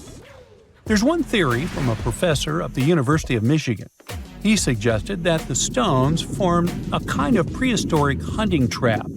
He believes that early hunters used the circular formation as a drive lane to herd large animals like the mastodons from the rock carvings we were just talking about. Once they got these huge animals into a tighter circle, they could be more easily hunted. But not everyone's convinced by this theory. Some believe the circle probably had a deeper spiritual purpose. According to local Native American tribes, like the Anishinaabe, stones are more than just rocks. They're living beings. They hold spiritual energy and represent a connection to the earth and all living creatures. An elder from the Anishinaabe community even suggested that these stones are sacred, placed there by their ancestors to honor the land and its creatures. Scientists are trying to study the stone formation in depth, like about 40 feet. But that's the problem, actually. The fact that it's underwater makes it super difficult, since they don't have the best technology. Traditional archaeological tools don't work as well when everything is submerged. but promising new technologies like stereophotogrammetry, which literally means making 3D models of a site, are helping scientists study the stone circle more closely. Still, research is slow and expensive, so it's hard to know when this mystery will come to a close. As we said, Lake Michigan is a hot spot for unexplained phenomena. Its lakebed is filled with shipwrecks, such as the Thomas Hume, a sturdy American schooner. It also collects debris from airplanes that have suddenly gone missing while flying the area, such as Northwest Airlines Flight 2501 that disappeared in the 1950s. Some people even call the area the Lake Michigan Triangle, suggesting paranormal activities like what happens in the Bermuda Triangle might be going on. The lake spans over 22,000 square miles, which means it's almost two-thirds the size of the country of Ireland. In 2024, scientists were able to access another one of Lake Michigan's mysteries, the wreck of the Margaret A. Muir schooner. This 130-foot-long sailing ship sank over 130 years ago. The discovery was announced just recently by the Wisconsin Underwater Archaeological Association, the WUAA, whose team found the shipwreck sitting 50 feet below the surface just off the shores of Algoma, Wisconsin. Built in 1872, the Margaret A. Muir was a three-masted schooner built to carry heavy cargo across the Great Lakes. Her final voyage started out as a routine trip. Loaded with bulk salt, the ship left Bay City, Michigan, heading for South Chicago, Illinois. But on September 30th, 1893, things took a bad turn. Just as the Muir approached the town of Annapolis, now known as Algoma, a sudden storm hit. The ship began taking on water fast. The captain of the boat ordered his crew to abandon ship, and thankfully, they all made it to shore safely. For more than a century, the wreck sat undisturbed on the lakebed, its location a mystery. But thanks to a combination of historical research and high-resolution sonar, WUAA searchers finally found her in May of last year. The wreck is remarkably well preserved, with parts of the deck and gear still visible. Well, just a few lakes over to the left, researchers uncovered another impressive thing. At the bottom of Lake Mendota, near Madison, Wisconsin, researchers found 11 ancient canoes. They believe the oldest of the canoes dates all the way back to 2500 BCE. Now, if you don't get why that's important, it's because you're thinking with today's head. If in a classic Midwest highway you see a bunch of pickups, then back in the ancient days you see only canoes. They were the main mode of transportation for indigenous cultures. They were used to fish in deep waters, trade goods, and travel long distances. The reason why scientists were so excited with this discovery is because they had never found any proof of what canoes were being used for in this region back then. And to understand the local cultures that inhabited the area during this time period, they needed to have some information on that. This exciting discovery was announced by the Wisconsin Historical Society in May 2024.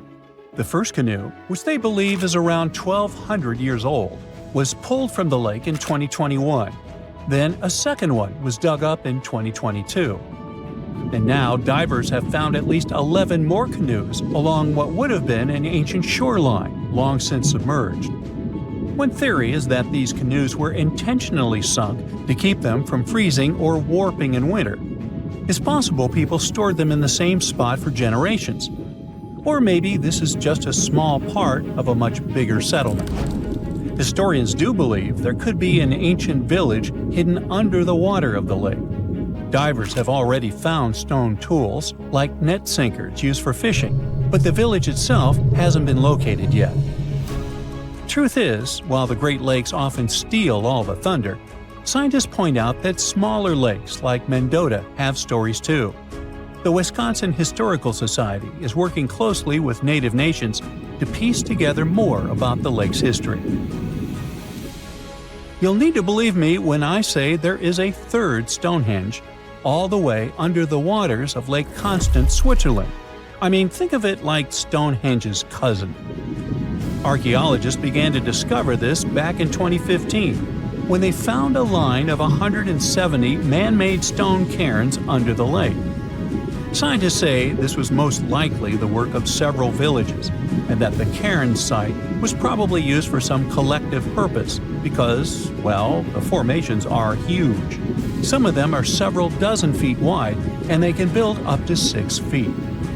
The most amazing discovery so far is that the site dates back to around 5,500 years ago. So around the time the original Stonehenge was being built. Some of the facts that link them together are their construction dates, as well as the distinct characteristic of stone monuments built in a circular format. Scientists don't know much about this site yet, but hey, I see a pattern manifested all over the world, don't you? Think you know what lurks in the depths of the ocean? While nearly 95% of our oceans haven't been explored yet, it's hard not to let your imagination run wild. But thanks to brave explorers, deep-sea cameras, and awesome archaeologists, we do know about some pretty incredible sea creatures living in our waters today, and millions of years ago. From the 9-foot spider crab to the 60-foot prehistoric megalodon, these sea dwellers come in all shapes and sizes. But let's focus on sea creatures famous for their huge size. Can you guess which living species of whale is the largest? Well, it's not the orca, but that's a good guess. The orca is a toothed whale that can grow to anywhere from 23 feet to 32 feet, which is slightly smaller than a school bus. How about the narwhal? Nope, they're not the biggest either. These unicorns of the sea live mainly in Arctic waters and only grow 13 feet to 20 feet in length, and that's including their 9-foot tusk. Tired of guessing? Okay, I give in. The largest whale that still exists today is the blue whale. At a jaw-dropping 82 feet to 105 feet, the blue whale is not only the biggest whale we know of, but is currently the largest animal to have ever lived on Earth. Seriously. These animals are bigger than a T-Rex, and even the prehistoric megalodon. If you were to put a blue whale next to a school bus, it would look like it could swallow it. Think about that. According to National Geographic, a blue whale's tongue can weigh the same as an elephant. And their hearts can weigh as much as a car. That doesn't even sound possible. It's no wonder these giants need to eat about 4 tons of krill every day. While there aren't too many animals living today that can compete with the blue whale's epic proportions, there is an entirely different species that is a good contender, and it's not quite what you would expect. It's a jellyfish. No, I'm not talking about the little jellyfish that wash up on the shore and ruin a perfectly good day at the beach. I'm referring to the lion's mane jellyfish, the biggest jellyfish around. This invertebrate can grow up to 120 feet long. They also come in different gorgeous colors like red, purple, or even shades of orange. As if their length wasn't impressive, the lion's mane jellyfish boast a whopping 8 sets of 70 to 150 tentacles. That means they can have up to 1,200 in total. And here's the giant oceanic manta ray, the largest type of ray in the world. Their wingspan can be longer than a bus. These guys can reach 30 feet in length. They also have the biggest brain compared to body size among all fish. Unlike their stingray cousins, mantas don't have venomous tails. And while the lion's mane jellyfish and the blue whale are yet to be beaten for the longest sea creature, there is one marine creature that can grow even larger in length. The Portuguese Physalia physalis, tentacles and all, can reach a length of 165 feet long, and that's according to mentalfloss.com. While this thing may look a lot like a jellyfish, it's actually known as a siphonophore, and there are hundreds and sometimes thousands of them that are genetically identical. Their long tentacles help the organism catch prey, and its sting is fatal to most animals, even humans in some cases. What's even creepier is that if one of the tentacles comes off the organism for whatever reason, it can float around the water for days before decomposing. Even if it's detached, this tentacle can still sting you. but don't go running out of the ocean just yet. Your chances of being hurt by a Portuguese Phacelia phasalis sting are pretty slim. However, if you do get stung, the side effects aren't pretty, with welts, stomach cramps, an elevated heart rate, and an upset stomach. While you don't want to go anywhere near these long creatures, they sure are pretty to look at. Check out all those colors. The Shastasaurus is the biggest marine reptile that has ever existed. These predators lived during the late Triassic period, about 210 million years ago. These amazing giants could reach lengths of up to 69 feet and weighed more than 75 tons. This made the Shastasaurus as heavy as a blue whale. And if you could stand this creature up vertically, it'd be as tall as a 7-story building. Despite appearances, the Shastasaurus was actually pretty slim for its size. Its ribcage was only 6 feet across. You'd think that this big guy was chowing down on other dinosaurs, but that's not the case at all. This reptile survived on a diet that consisted of small fish and cephalopods, like octopuses and squids. The Albertonectes is a bright representative of the plesiosaur family, meaning that this marine reptile had a small head on an incredibly long neck and large flipper-like limbs that helped it move through the water. These creatures occupied the seas around North America 76 to 70 million years ago. The length of this sea monster could reach 38 feet, with its neck taking up 23 feet of that length. Its neck was a true record breaker. It had a whopping 76 bones in it. No other animal known to humankind has had so many vertebrae in its neck. Scientists aren't sure why they needed such a lengthy neck. They might have used it to collect shellfish off the seabed, or perhaps it helped them capture their main prey, fish and squids. This aquatic reptile also had gastroliths in its stomachs. Some of them were as big as 5.5 inches in diameter. The Tylosaurus belonged to the Mosasaur family. It dominated the shallow seas of North America about 85 to 80 million years ago. This was an enormous predator, with the biggest representatives reaching 45 feet in length. It had a narrow hydrodynamic body with a blunt, powerful head that the animal used to ram and stun its prey. Its body was equipped with agile flippers and a long tail decorated with a maneuverable fin. The Tylosaurus was a carnivore, and its diet included not only fish, turtles, and small sharks, but also other mosasaurs, plesiosaurs, and flightless birds. Meet Ophthalmosaurus. This prehistoric reptile thrived during the late Jurassic period and lived in oceans all over the world.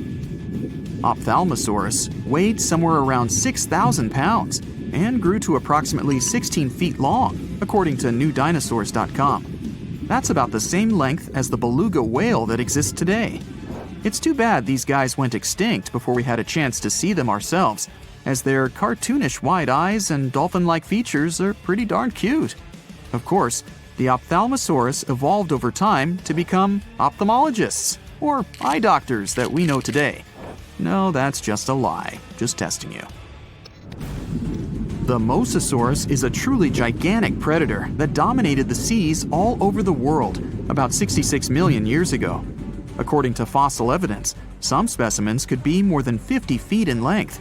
This fact makes the Mosasaurus the biggest marine carnivore of its time. One of the most terrifying things about this creature was its crocodile-like head, decorated with literally hundreds of razor-sharp teeth, neatly organized in 2 rows on both jaws. The thing is that it was pretty challenging for the Mosasaurus to grab its prey in the water. That's why it had all these teeth, plus something special: pterygoid teeth anchored to the bones on the roof of its mouth. This made hunting and holding onto its prey much easier. The Styxosaurus belonged to the plesiosaur family and lived during the late Cretaceous period, around 85 to 70 million years ago. Upon first glance at this dinosaur, you might mistake it for a sea snake, and it'd be an honest mistake. Styxosauruses were about 35 feet in length, but over 16 feet of that consisted just of their long snake-like neck. They had a comparatively small body and weighed approximately 4 tons. Their mouths were full of razor-sharp cone-shaped teeth that they used to catch fish. They didn't need to chew their prey, thanks to the 200 small stones called gastroliths in their bellies that probably aided in digestion. At the same time, some scientists believe that the Styxosaurus used these stones to sink to the ocean bottom in search of particular types of fish. Looks kinda like Nessie to me. You know how they say it's better to just hand over your wallet if you run into a mugger? Instead of surrendering their wallets, sea cucumbers choose to spit out some of their insides to fend off predators like crabs and fish. It's a natural defense mechanism for them, and they quickly grow those organs back in just a few days, thanks to special cells inside their bodies. It's not the only weird thing sea cucumbers do. They can actually breathe through their rear end. They have this thing called a respiratory tree that connects to their backside and sits right next to their intestines. So when they suck in water from their behind, it goes into that respiratory tree, letting them absorb oxygen directly into their fluids. Plus, sea cucumbers are the janitors of the ocean. They munch on whatever gets stuck in the sand on the ocean floor. Once they've eaten, they manage to clean out the sand, leaving it nice and tidy after they do their business. As for the clean sand, the stunning white sand beaches in Hawaii are actually a product of parrotfish number 2. These fish munch on algae from rocks and dead corals, and while they're chomping away, they also grind up the leftover bits of coral in their bellies. When they're done, they move their bowels, and voila! It all comes out as beautiful sand. Not only do they play a vital role in keeping the coral reef ecosystem healthy, but they can churn out hundreds of pounds of this white sand every year. Marine animals are seriously impressive when it comes to holding their breath. Just look at sperm whales and elephant seals. They can stay underwater for a mind-blowing 2 hours. Then there's a Cuvier's beaked whale, which holds the crazy record at almost 4 hours underwater. When you compare that to the human record of 24 minutes and 37 seconds held by pro diver Budimir Shobat, it seems pretty insignificant. But what's the marine animal's secret that helps them excel humans this much? Unlike us, these sea creatures have a ton of hemoglobin and myoglobin in their blood and muscles, allowing them to store way more oxygen. When their oxygen runs low, myoglobin steps up and releases even more. Plus, they can tolerate higher levels of CO2, so they don't feel the need to breathe as quickly. There's even a study that found their myoglobin molecules have a unique charge that keeps them from sticking together, which boosts oxygen storage. And on top of all that, they can slow down their heart rate and restrict blood flow to hang out underwater even longer. Rumor has it that about 540 million years ago, a meteor loaded with frozen octopus eggs smashed into Earth. Sounds like a delirium, but some scientists are entertaining a very questionable idea that octopuses and their cephalopod buddies, like squids and cuttlefish, might actually have some extraterrestrial origins. The thing is, cephalopods have extraordinary DNA that doesn't look like any other DNA on our planet. They've got around 33,000 protein-coding genes in their genome, which is way more than what we humans have. A recent study suggests that their evolutionary story shows some odd traits that might hint at a connection to space, like they could be from some super far-off past, or even the future. The researchers went as far as to claim that modern octopuses could be the descendants of these frozen creatures that hitched a ride on comets and splashed down in our oceans. And why octopuses? Well, they really stand out in the animal kingdom. They can use different tools to build their own houses, and they can even solve everyday problems independently of their brain, as 2/3 of an octopus's neurons are in its arms. These traits seem to have just appeared out of nowhere during evolution. They even tossed around another quirky theory. What if an extraterrestrial virus crashed into early squid populations and gave them a crazy boost in evolution, turning them into the octopuses we know today? Anyways, these are just fun speculations without any hard proof. Now, this funky object is an animal, not a rock. It's called sand dollar. Just look at the shape of its shell. Once sand dollars are exposed to the sun, their shells lose their soft, spiny covering and become bleached white. Back in the day, beachcombers thought these shells looked a lot like big silver coins. kind of like the old Spanish dollar that was about the same size. But if you prefer, you can call them sand cakes instead. These quirky creatures have tiny spines on their surface, and they glide along the ocean floor. They use small tube feet that line the grooves on their underside to grab bits of food like plankton and algae, which they then send to their mouths. Inside, they have 5 triangular teeth that help them munch on their meals. In some Georgia folklore, sand dollars are said to represent coins lost by mermaids. Sand dollars have a unique talent for cloning themselves. They can do this for a bunch of reasons, like when a predator comes around. Some species of sand dollar larvae can actually split in half as a defense mechanism. It takes about 24 hours for them to clone themselves, and the new larvae end up being about 2/3 smaller than the original, which helps them hide from danger. Wait, is that a giant sea hot dog racing through the ocean? Sorta. Some scientists have joked that sperm whales seriously resemble enormous hot dogs.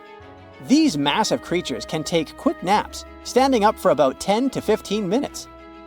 They only sleep about 7% of the time, mostly between 6 p.m. and midnight.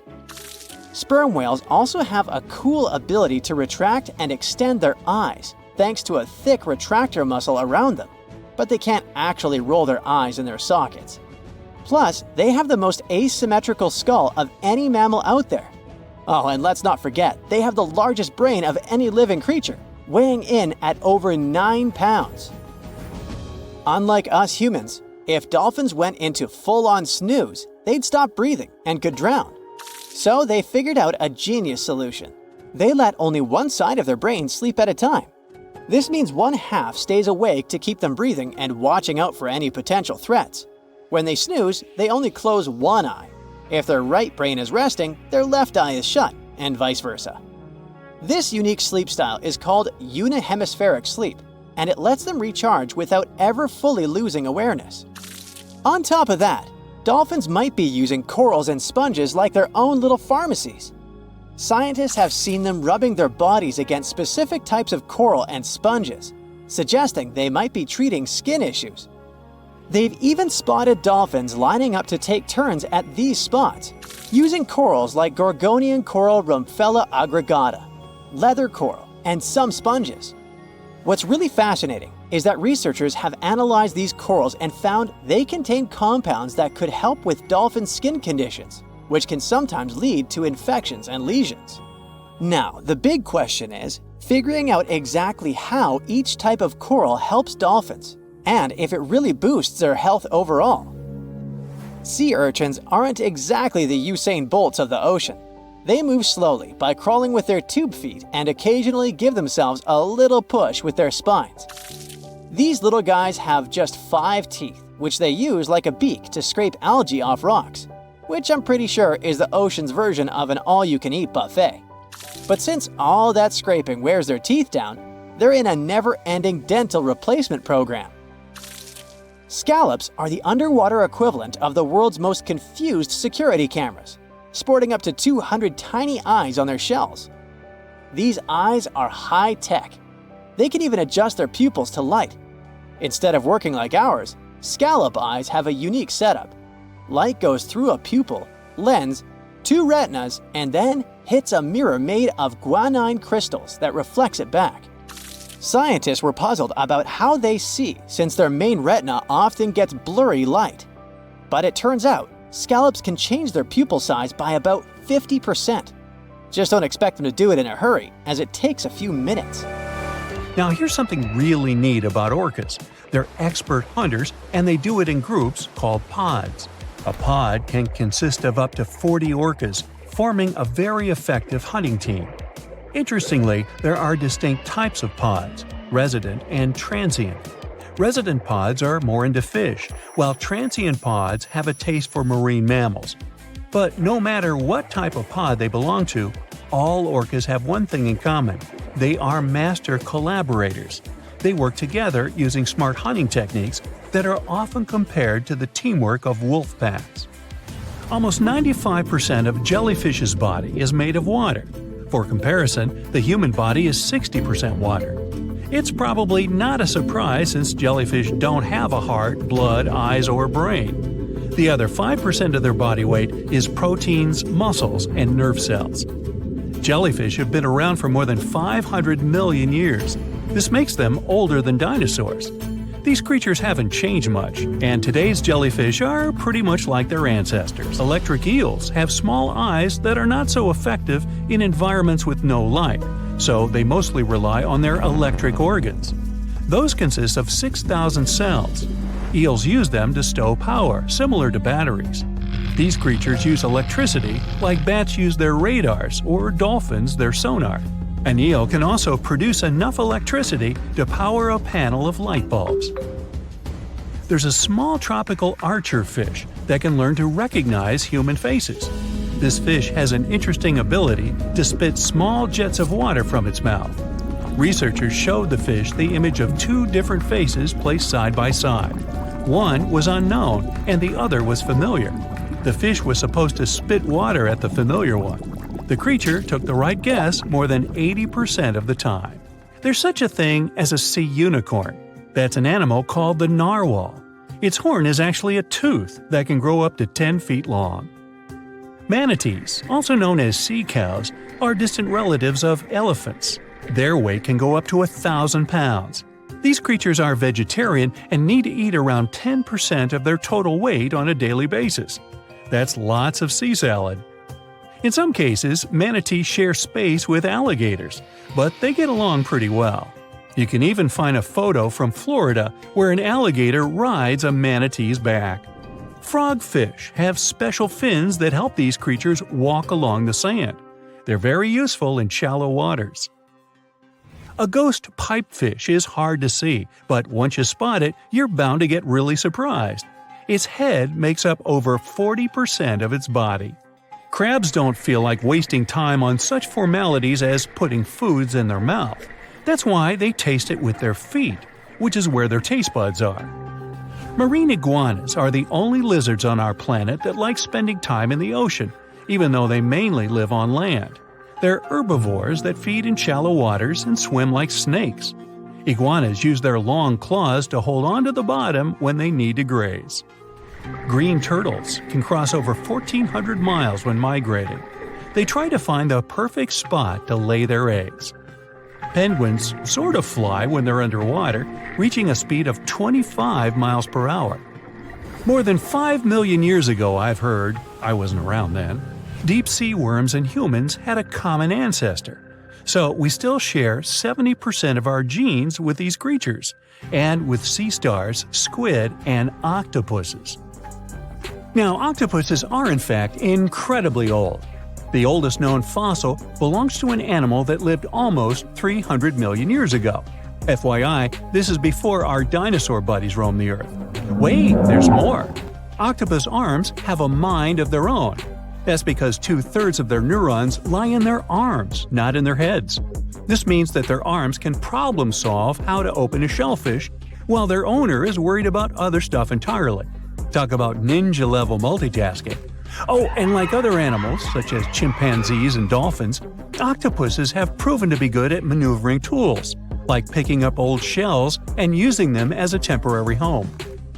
Now, of course, the most intelligent animals on our planet are humans, according to humans. But we don't seem to give pigs enough credit. Pigs are so smart they can play video games. No, not Minecraft. But in a recent academic study, scientists had 4 pigs play a joystick game. They had to manipulate the stick so that the moving ball would hit the wall and then they would get a treat. All 4 pigs did great in the test, which was surprising even to the scientists. Now, pigeons also aced an impressive test. They were trained to differentiate a Picasso painting from a Monet one, which they had no trouble learning. Then they were able to apply this knowledge, identifying works of art they had not previously seen, meaning they really understood the difference between each painter. Poor things are always seen as a nuisance. Now, if we placed kangaroos in an animal's most amazing ability contest, they'd win. It's mainly because they break the 4-legged rule. A special species of kangaroo, the red kangaroo, uses its tail to help propel it forward. Now, visually, it has 4 limbs, but in practice, it uses 5. They're biologically built to use their tail as a fifth limb, since it's packed with articulated vertebrae and thick muscles. Of course, it had to be an Australian animal. Deep within the Sahara Desert, you'll find a little creature known as the fennec fox. This huge-eared animal adapted perfectly to survive in its hostile environment. The huge ears help them to dissipate the unbearable heat of the desert, as well as help them to hunt for underground prey. Now meet this guy. Unlike what its name might suggest, the red panda is closer to a raccoon than it is to a giant panda. You'll find a lot of these cat-sized creatures in the Himalayan region, hopping from tree to tree and bundled together trying to keep warm in the harsh weather. They're gentle and friendly like their big panda cousins, and occasionally enjoy eating some bamboo sticks. And then there are bees. Compared to humans, bees' brains are the size of pinheads, yet they are capable of astounding things. Let's say a bee is running low on energy after a long search flight. This bee desperately needs a drop of honey in order to continue flying, but smartly enough, she doesn't need to go back to the hive to recharge. She can ask a fellow beehive mate for a drop of honey directly from this other bee's stomach and continue flying. This type of decentralized system allows them to build highly effective societies, one that bees don't need to push the queues in front of the honey cells, for example. Every year in the winter, great white sharks that live along the California coastline disappear. It feels as if they take a vacation for 30 to 40 days. The animals go to a point halfway between Hawaii and Mexico. They might do it to get some food, relax, or hang out with their buddies from other areas. The spot is now called the Whale Shark Cafe. Some types of sharks, like makos, whale sharks, or white sharks, breathe in a very specific way. It requires them to swim all the time. They also need to move quickly and with their mouth open. This way, the oxygen can enter and reach their gills. Sea sponges are some of the most primitive animals. They're immobile, don't have a mouth, eyes, bones, brain, heart, lungs, or any other organ whatsoever. And still, they're alive. There's such a thing as a sea unicorn. That's an animal called the narwhal. Its horn is actually a tooth that can grow up to 10 feet long. Manatees, also known as sea cows, are distant relatives of elephants. Their weight can go up to 1,000 pounds. These creatures are vegetarian and need to eat around 10% of their total weight on a daily basis. That's lots of sea salad. In some cases, manatees share space with alligators, but they get along pretty well. You can even find a photo from Florida where an alligator rides a manatee's back. Frogfish have special fins that help these creatures walk along the sand. They're very useful in shallow waters. A ghost pipefish is hard to see, but once you spot it, you're bound to get really surprised. Its head makes up over 40% of its body. Crabs don't feel like wasting time on such formalities as putting foods in their mouth. That's why they taste it with their feet, which is where their taste buds are. Marine iguanas are the only lizards on our planet that like spending time in the ocean, even though they mainly live on land. They're herbivores that feed in shallow waters and swim like snakes. There's something known as the orange cat behavior, and apparently it's not just a meme. So far, scientists have been able to understand that coat color is connected to a feline's gender. And since orange is an X chromosome, orange cats are usually males, like Garfield. The so-called orange cat behavior describes ginger cats as agents of chaos. Again, pretty much like Garfield. However, there haven't been any conclusive studies on whether coat color and cat behavior are truly linked. In terms of vision, mantis shrimps probably have the most psychedelic vision out of all animals. These funny-looking creatures have a whopping 16 varieties of photoreceptors, with 5 of them reserved for the ultraviolet or UV spectrum. Ultraviolet rays are really short wavelengths, which are invisible to humans. The thing science still doesn't understand is how exactly these mantis shrimp view the world around them. Sure, they can perceive a bunch of colors, but they can't necessarily distinguish all of these colors among themselves. It can be that they just see a lot of really vivid, really blurry colors, but we haven't figured out a way to check that out. Now, to say sloths are cute is an understatement. They may be one of the friendliest animals in the jungle, but there's more. If you look closely at their fur coat, you'll notice hints of green. These greeneries are actually tiny little algae that grow alongside sloths. They help sloths to camouflage better in the jungle, but they also nurture them.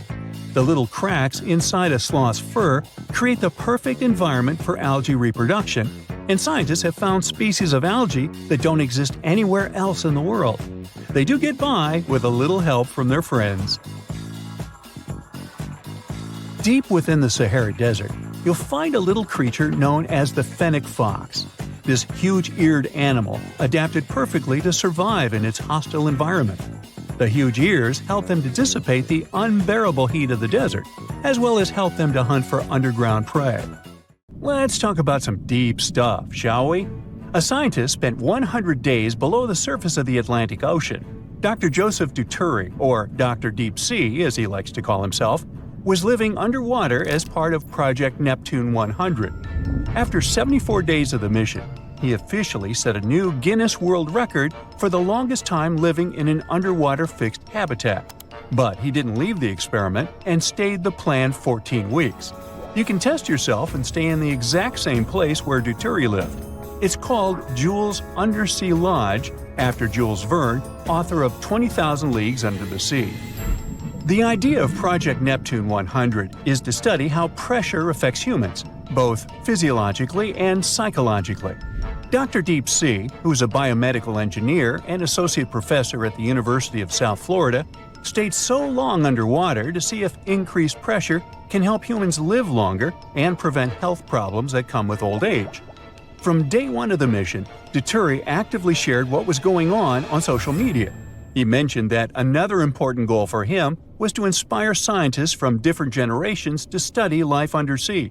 It was quite different from living on a submarine. Subs are sealed when they go underwater and have sea level pressure, so people on it don't feel an enormous difference in pressure, even deep down. Duturi's underwater home didn't have any solid hatches or airlocks between the ocean and the living space. It was like a glass of water turned upside down and pushed into a sink full of water. There was still a pocket of air at the top of the living space and a pool of water on the floor of one room coming from the ocean. So the air inside the lodge was squeezed by the ocean's weight and was about twice higher than on land. There isn't much research on what happens when we're exposed to hyperbaric pressure for a long time. There's only some data from submariners. Even after just 2 months under the sea, they had disturbed sleep patterns and problems with the levels of certain hormones that had to do with sleep. They also lost bone and muscle mass. Our bodies are built for sea level conditions, but as pressure mounts, hydrogen sneaks into our bloodstream, causing chaos. Between 30 and 100 feet down, you might feel some euphoria, but dive deeper and you'll feel like you've hit the bar too hard. Scientists think it has something to do with messed up signals between neurons in our brains. Luckily for Duturi, he was only staying 30 feet deep, so it wasn't an issue. Still, he only got half the amount of sunlight we're used to on land and not nearly the same amount of vitamin C.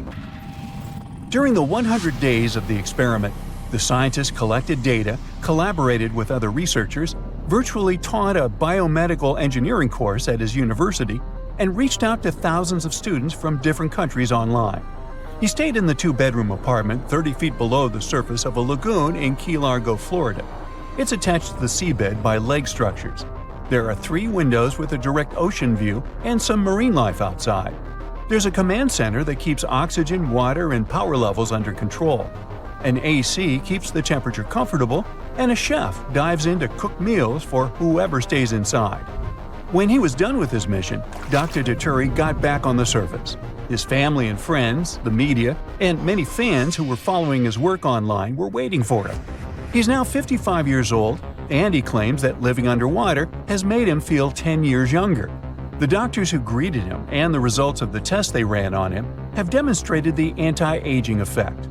Dr. Deep Sea noticed some improvement in his sleep and metabolism. He also noted that his body had shrunk by ½ an inch.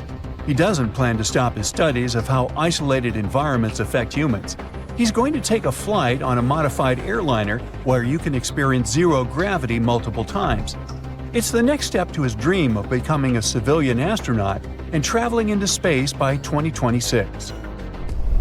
Meanwhile, Tim Yarrow in South Africa went even further and spent an impressive 10 days in the water inside a tank at a shopping mall. He broke a world record, but his goal was just to find out what would happen to him. At the end of the experiment, his hands looked absolutely terrible. People who helped him fed Yarrow through a tube, and all his waste went out of the tank through a different tube. Good thing. Tim managed to survive the experiment, but he said he wouldn't like to do it again. Tim, a British biologist, explained that if he had stayed underwater longer, his skin would have broken down and he would have gotten seriously ill. Luckily for Yarrow, his hands went back to normal after a while, and he didn't get any permanent injuries from this weird experience. Now, if you're looking for more comfortable accommodations under the sea, you might want to stay at the world's first and most expensive underwater hotel in the Maldives. Guests of the Morocco Hotel wake up surrounded by the Indian Ocean, with bright coral reefs and exotic marine life. This luxurious suite was designed by top architects from New York and the Maldives. It's a 2-story construction with an upper level that has spacious bedrooms, a sun deck, and an infinity pool. The lower level is submerged over 16 feet below sea level. Guests of the Morocco get the royal treatment, which includes private butler and chef services, complimentary jet skis, on-call massage and spa treatments, and cooking dishes with chefs. But before you start packing to the Maldives for your unique underwater experience, you must know it all costs almost $14,000 per night. Now, one of the most exciting things humans have ever found underwater is the Yanaguni monument off the coast of Japan. This structure is the closest we've ever been to finding Atlantis, and still one of the world's biggest mysteries. In 1986, a diver was looking for hammerhead sharks not far away from Yanaguni Island. He noticed a huge, unusual structure in the shallow water that resembled a pyramid with multiple steps or layers leading to the top, with clear symmetrical edges, angles, and even steps. As it turned out later, it was made of shale and sandstone 20 million years old. No one knows how the construction got there in the first place, but one researcher is sure that humans built it 10,000 years ago and was part of the lost continent of Mu. This mythical continent, something like the Atlantis of the Pacific, was destroyed by a huge earthquake or hurricane and went under the sea. Its survivors moved across the earth and found civilizations, including the ancient Egyptians and Maya. Academics often say this theory is nothing but a fairy tale, but the scientist who proposed it says only humans could have carved such straight lines, sharp corners, steps, avenues, and even statues that look like animals. Since earthquakes happen so often in Japan, the construction could have gone from the ground into the sea. The more widely accepted theory is that the monument is a work of nature. It explains the amazing symmetry with well-defined parallel bedding planes along which the layers easily separate. You can find similar 90-degree angles occurring in sandstone when erosion takes place. The area's naturally strong currents could also have shaped it. It's possible that over thousands of years, major tectonic activity could have fractured the sandstone into geometric patterns. During the Miocene period, tectonic activity collected vast amounts of sandstone in the area. Geologists think the monument could be part of a much larger underlying rock from this event, and earthquakes that often happen here have shaped the rocks into what they look like now. Lake Michigan is one of the largest and most mysterious freshwater lakes in the United States. And now, deep inside it, scientists have stumbled upon something unexplainable. Vast, round craters scattered all across the lake's floor. It all started in 2022. A team of researchers wanted to map the lake's bottom and look for some shipwrecks. At first, they were sure it's going to be just some typical rocky terrain or sandy patches. But what they saw on their sonar screens stopped them cold. Strange, circular shapes that looked almost too perfect to be natural. They were hiding about 500 feet beneath the surface, in places where the water turns dark and impenetrable. Those guys are huge, ranging from 300 to 600 feet wide. They also plunge nearly 40 feet deep. And there are dozens of them, neatly arranged like some footprints. But the team had no idea what these things were. Then, in August 2024, the mystery only deepened. Using a remotely operated vehicle, they got a closer look at these formations. There were about 40 of them. No one had ever seen anything quite like this before in the Great Lakes. What could have created those craters? Could they be ancient? Perhaps remnants of some geological event lost to time? If that's the case, it's weird how long these holes have likely been sitting there, undisturbed. Theories started popping up. One possibility was that they could be sinkholes or dolines. Those are basically holes that suddenly appear in the ground when the surface layer collapses. The rock beneath the surface, often made of limestone, gets slowly dissolved by water over time, creating voids underground. When the surface of those voids can no longer hold its own weight, it caves in, and this forms a hole. Think of it like when you poke a straw through the lid of a drink. Sinkholes can be small dips or huge, spanning up to 2,000 feet. They can happen gradually or all at once. Sometimes they can swallow entire cars or even buildings. And Lake Michigan sits on limestone bedrock. It erodes pretty easily when water flows through it. Sinkholes like these have already been found in Lake Huron, and they look kinda similar. But there are some plot holes, no pun intended, with this theory. For example, it's wild how they all would be so huge. It's also weird and pretty rare for sinkholes to occur in a lake bed. They also kinda resemble a straight pattern. They seem to extend generally southward, forming a loose line, which is pretty weird. If these are sinkholes, then they're definitely not playing the usual geological rules. Though it might be some new, unusual process at play beneath the lake's surface that we haven't discovered yet. There's another theory though: glaciers. Glaciers are wild rivers of ice. They covered much of the Earth during the last ice age, and they're incredibly powerful. While they might move slowly, sometimes only a few inches per day, they have such immense weight that they can reshape entire landscapes over thousands of years. Glaciers can grind and scoop the land beneath them. They're basically like colossal bulldozers.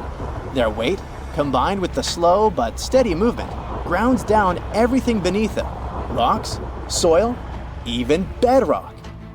This can create deep gouges in the Earth's surface, called glacial troughs. During the last ice age, there were lots of glaciers all over the northern US, including the Great Lakes region. If they moved across what is now Lake Michigan, they could have carved out these deep holes. Glaciers often move in a pretty straight path. As they move, they cause terrain to erode, but the resulting erosion varies based on terrain. Sometimes there are places where the bedrock is softer or fractured, and these places are more easily carved and crushed by the glacier. That could explain why some holes could be bigger and deeper than others. Harder bedrock is less affected. But usually this leads to rounded, crescent-shaped depressions known as chatter marks. Those marks are more like grooves rather than circular, big craters like those in Lake Michigan. Once the glaciers melted, the Great Lakes themselves formed.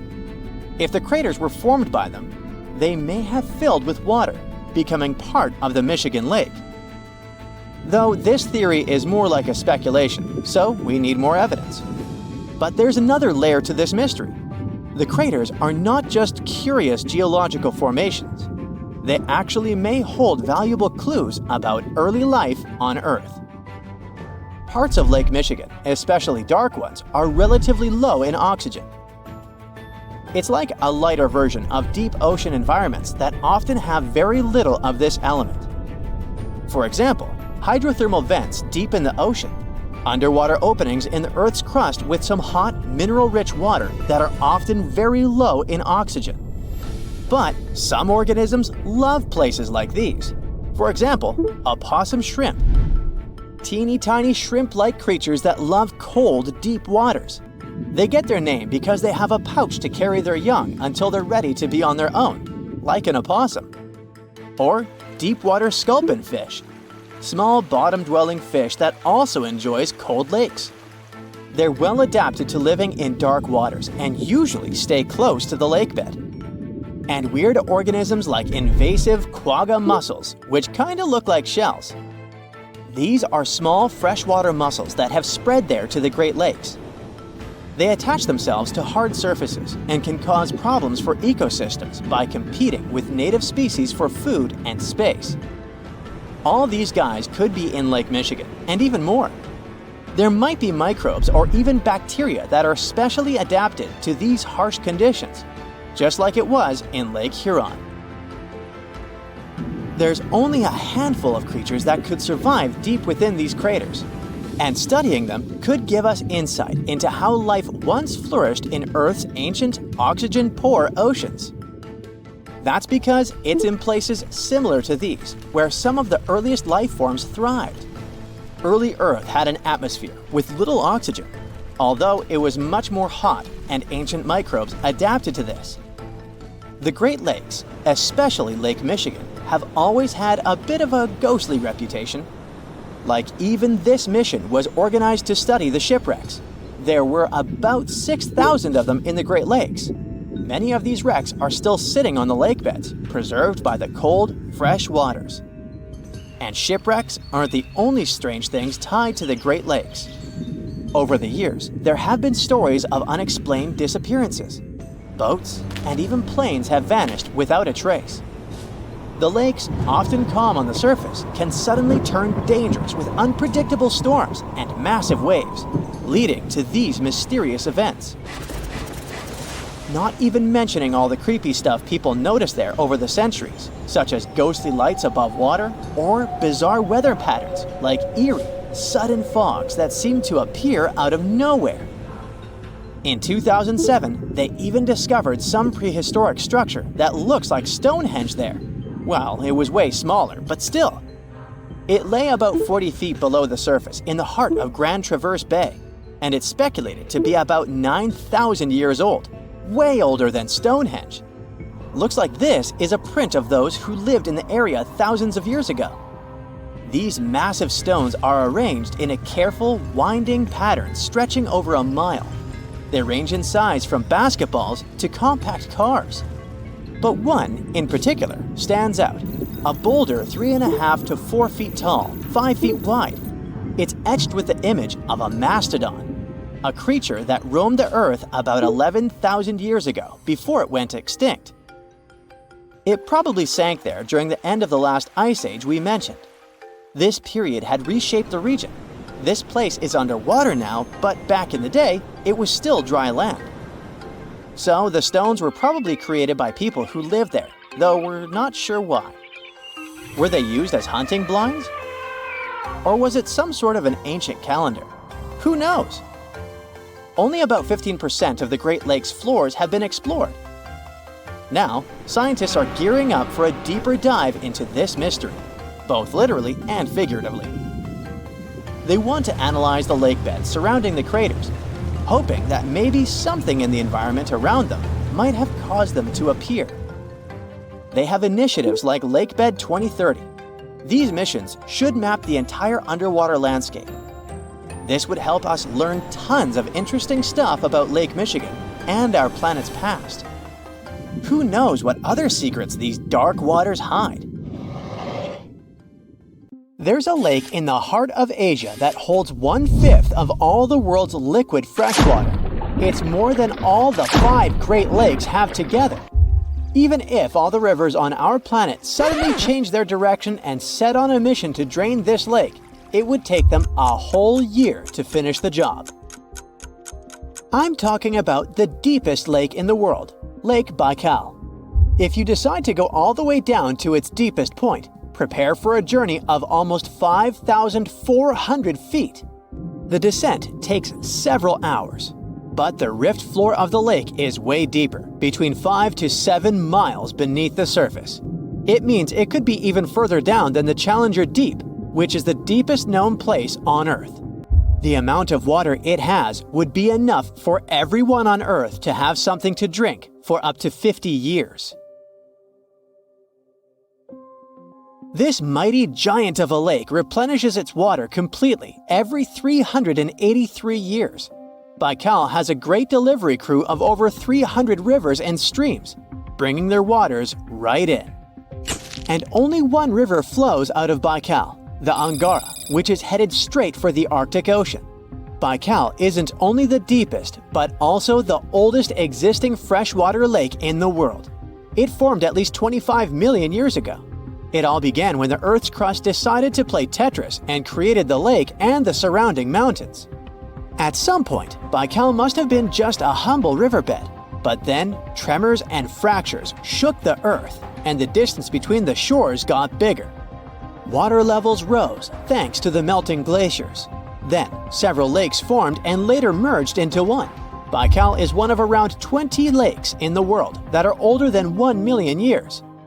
And since it wasn't disturbed by glacial periods, it's a perfect research ground for scientists. Its deep-drilled core sediments can tell a lot about the climate of our planet in different periods.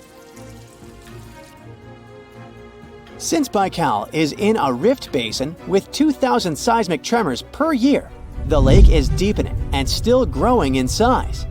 Its shores drift apart at around the same rate as South America and Africa are moving away from each other, so it has all the potential to become an ocean. Another thing Baikal has in common with the oceans is that it has water rich in oxygen, even at its lowest depths. This is one of the reasons why the fauna of the lake is so incredibly rich. It's home to over 2,500 various animals and 1,000 plant varieties.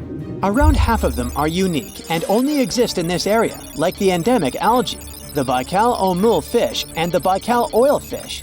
There are also some bears, elk, and lynx living on its shores. They must appreciate the fact that the temperatures around the lake are always higher than the rest of Siberia, thanks to its huge water mass. Most Baikal dwellers prefer to stick to the bottom of the lake, but there's one brave guy you'll meet if you decide to visit. Meet the Baikal seal, also known as Nerpa. It's the only true freshwater seal in the world. Nerpa's eyes are so cute it nearly landed the part of Puss in Boots in Shrek. Nerpa in Boots sounds good to me. These huge eyes are there to help them follow their favorite pelagic fish underwater. There are other seal kinds that can handle freshwater or use it to breathe, but these cuties spend their entire lives in it. But wait, how did seals, which are supposed to be oceanic creatures, end up in a lake miles and miles away from the sea? About 400,000 years ago, during the Pleistocene era, these adventurous creatures traveled up the river and drainage systems that connected Lake Baikal to the Arctic Ocean. The ringed seal that still lives in the Arctic is believed to be the Baikal seal's closest ancestor. Today, Baikal seals are confined to their freshwater home because of the changes in waterways. And they seem to be pretty happy with their home as they can choose from a huge variety of food to eat. The seals mostly hang out in the north and central areas of the lake, but move south in the winter. The lake gets covered with ice, which they use as a chill-out zone, just like their oceanic cousins use rocks or the beach. Since at least 1969, Lake Baikal has had some mysterious ice rings pop up randomly here and there. At some point, they got so big that the astronauts even spotted them from space. The rings usually appear in late April, but can be there in January or May. Scientists couldn't crack the code on how these rings form for a while. They had all sorts of theories, and the most popular involved methane gas bubbles from the lake's depths. But then, scientists noticed that some of the rings were in shallower waters, where gas emissions don't happen. So, an international team of scientists decided to solve the mystery. They traveled to Lake Baikal, drilled holes in the ice, and dropped sensors into the water. In 2016, when they started the research, they heard that 2 vans had gotten stuck in the mysterious ice rings. Once they had analyzed the data from the sensors, it turned out that the secret behind the rings was warm eddies flowing clockwise under its ice cover. The currents were less intense in the center of the eddies, so the ice above them was thicker at the edges. The waters of the lake are so clear that you can see some extremely deep parts up to over 130 feet down. This is thanks to the surrounding mountains that send off melting ice right in. Plankton that live in the lake also helps clean the floating debris. When this crystal clear water freezes, it forms an unusually thick and see-through layer of ice. The wind likes to play sculptor on Baikal and creates one-of-a-kind pieces of art here. It picks up water, which, of course, freezes into the most unusual designs. Frozen bubbles and icicles you've never seen before. The location and geography of the lakes and the cycles of melting and refreezing create the perfect conditions for this ice workshop. And you can even see rocks that seem to be floating. The bottom of the rock freezes to the surface of the ice. Then, the strong winds wear away the surroundings, leaving a perfect pedestal for the rock. If you think the floating rocks look eerie, how about Baikal's version of the Loch Ness Monster? The local Buryat people have a legend about the water dragon master that lives in the lake. A dragon is believed to be the most powerful creature living on Earth in Asian mythology. They believe there are 4 dragons living in the 4 seas, each responsible for one of the cardinal directions. Baikal is the North Sea in this story. The image of this dragon is supposedly etched in ancient petroglyphs on the cliffs of Baikal. There's also a hefty stone slab that looks like a monument dated back to somewhere between the 3rd and the 9th century BCE, depicting a mysterious water monster.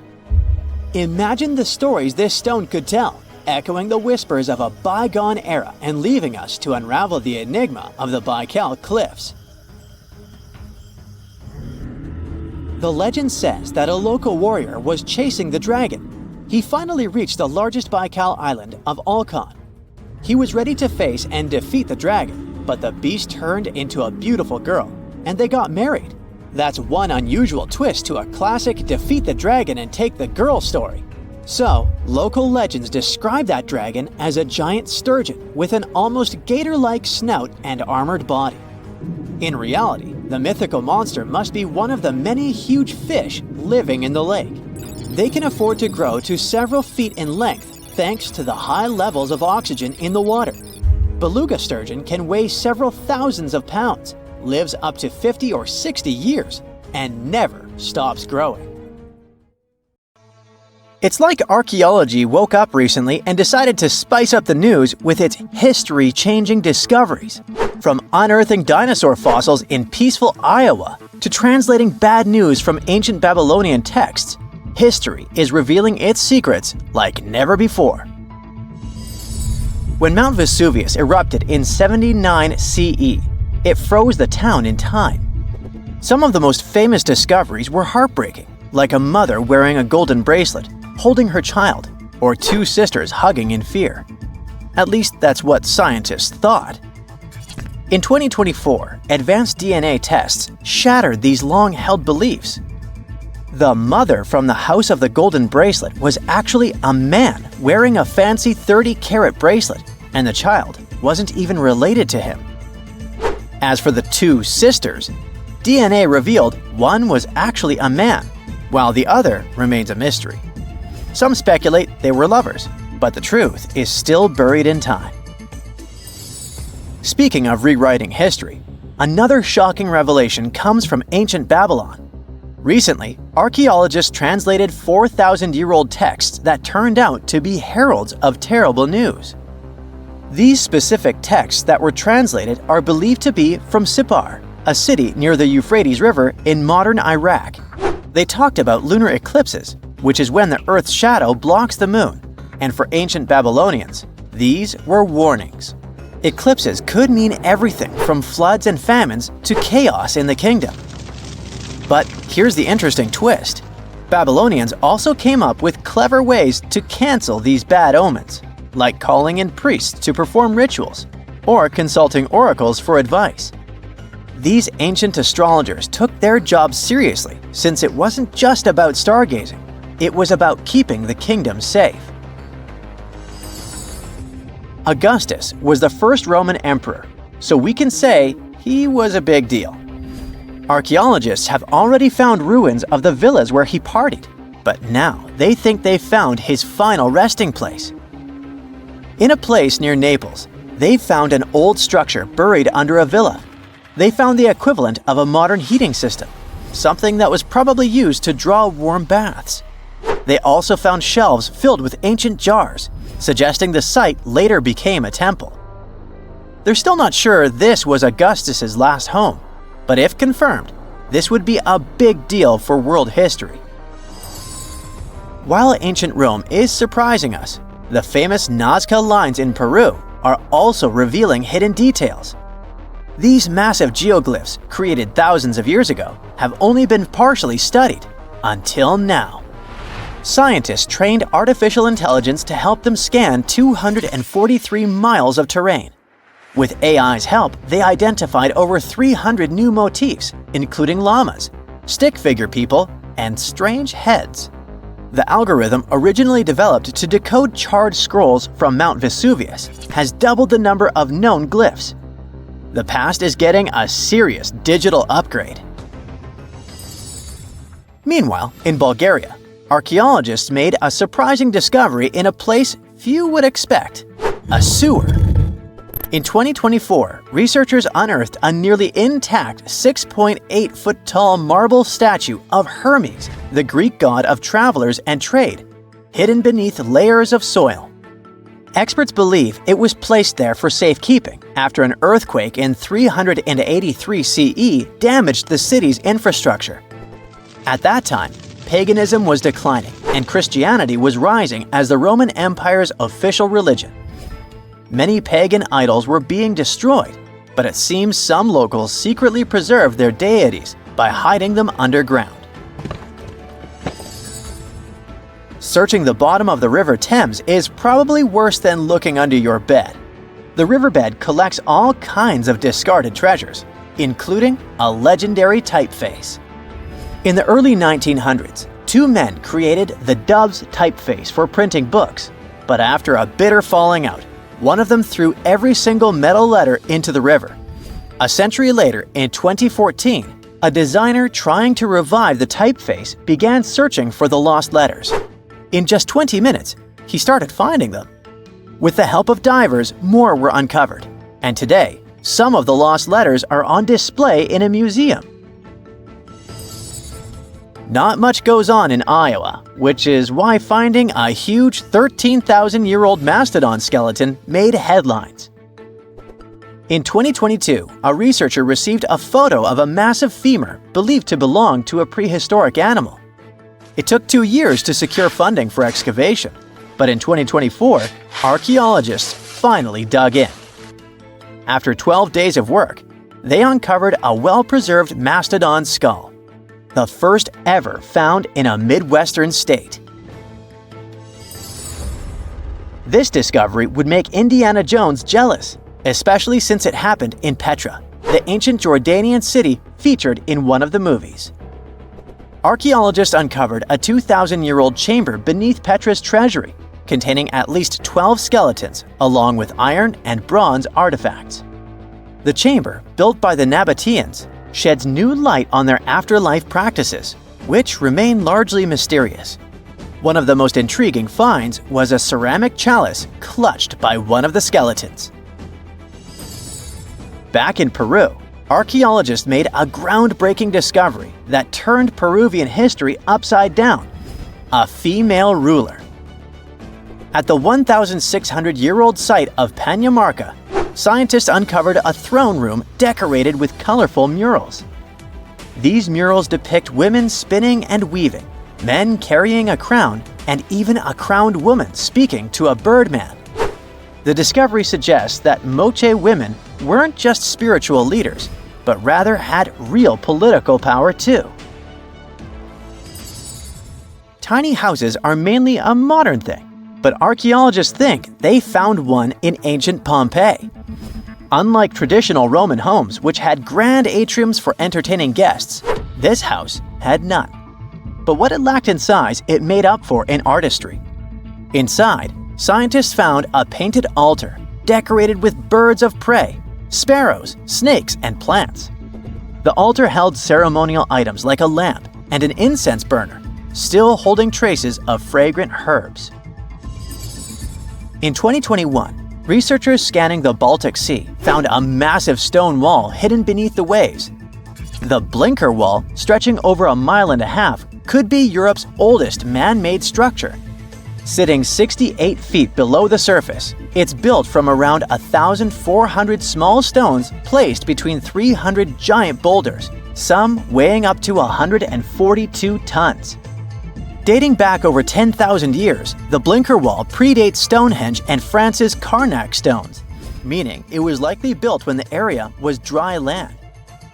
Scientists believe it may have been a reindeer hunting tool, guiding animals into a lake where hunters could strike. Oh, and then there's the granite slab that was found in Egypt's Abydos area.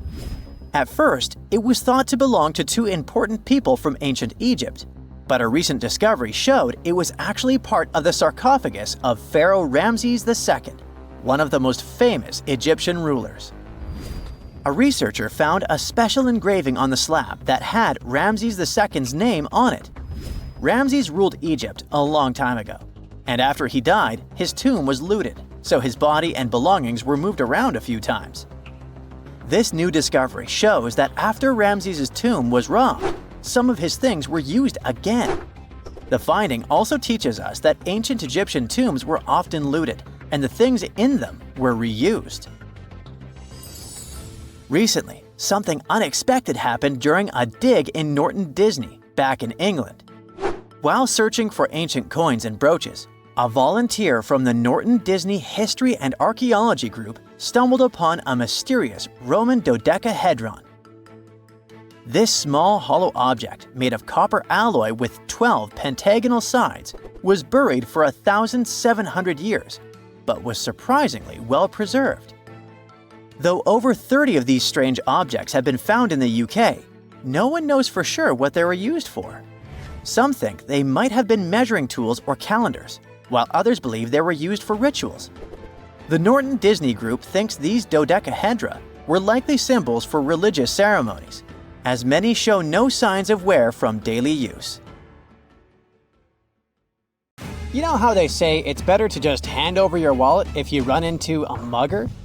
Instead of surrendering their wallets, sea cucumbers choose to spit out some of their insides to fend off predators like crabs and fish. It's a natural defense mechanism for them, and they quickly grow those organs back in just a few days, thanks to special cells inside their bodies. It's not the only weird thing sea cucumbers do. They can actually breathe through their rear end. They have this thing called a respiratory tree that connects to their backside and sits right next to their intestines. So when they suck in water from their behind, it goes into that respiratory tree, letting them absorb oxygen directly into their fluids. Plus, sea cucumbers are the janitors of the ocean. They munch on whatever gets stuck in the sand on the ocean floor. Once they've eaten, they manage to clean out the sand, leaving it nice and tidy after they do their business. As for the clean sand, the stunning white sand beaches in Hawaii are actually a product of parrotfish number 2. These fish munch on algae from rocks and dead corals, and while they're chomping away, they also grind up the leftover bits of coral in their bellies. When they're done, they move their bowels, and voila! It all comes out as beautiful sand. Not only do they play a vital role in keeping the coral reef ecosystem healthy, but they can churn out hundreds of pounds of this white sand every year. Marine animals are seriously impressive when it comes to holding their breath. Just look at sperm whales and elephant seals. They can stay underwater for a mind-blowing 2 hours. Then there's the Cuvier's beaked whale, which holds the crazy record at almost 4 hours underwater. When you compare that to the human record of 24 minutes and 37 seconds held by pro diver Budimir Shobat, it seems pretty insignificant. But what's the marine animal's secret that helps them excel humans this much? Unlike us, these sea creatures have a ton of hemoglobin and myoglobin in their blood and muscles, allowing them to store way more oxygen. When their oxygen runs low, myoglobin steps up and releases even more. Plus, they can tolerate higher levels of CO2, so they don't feel the need to breathe as quickly. There's even a study that found their myoglobin molecules have a unique charge that keeps them from sticking together, which boosts oxygen storage. And on top of all that, they can slow down their heart rate and restrict blood flow to hang out underwater even longer. Rumor has it that about 540 million years ago, a meteor loaded with frozen octopus eggs smashed into Earth. Sounds like a delirium, but some scientists are entertaining a very questionable idea that octopuses and their cephalopod buddies, like squids and cuttlefish, might actually have some extraterrestrial origins. The thing is, cephalopods have extraordinary DNA that doesn't look like any other DNA on our planet. They've got around 33,000 protein-coding genes in their genome, which is way more than what we humans have.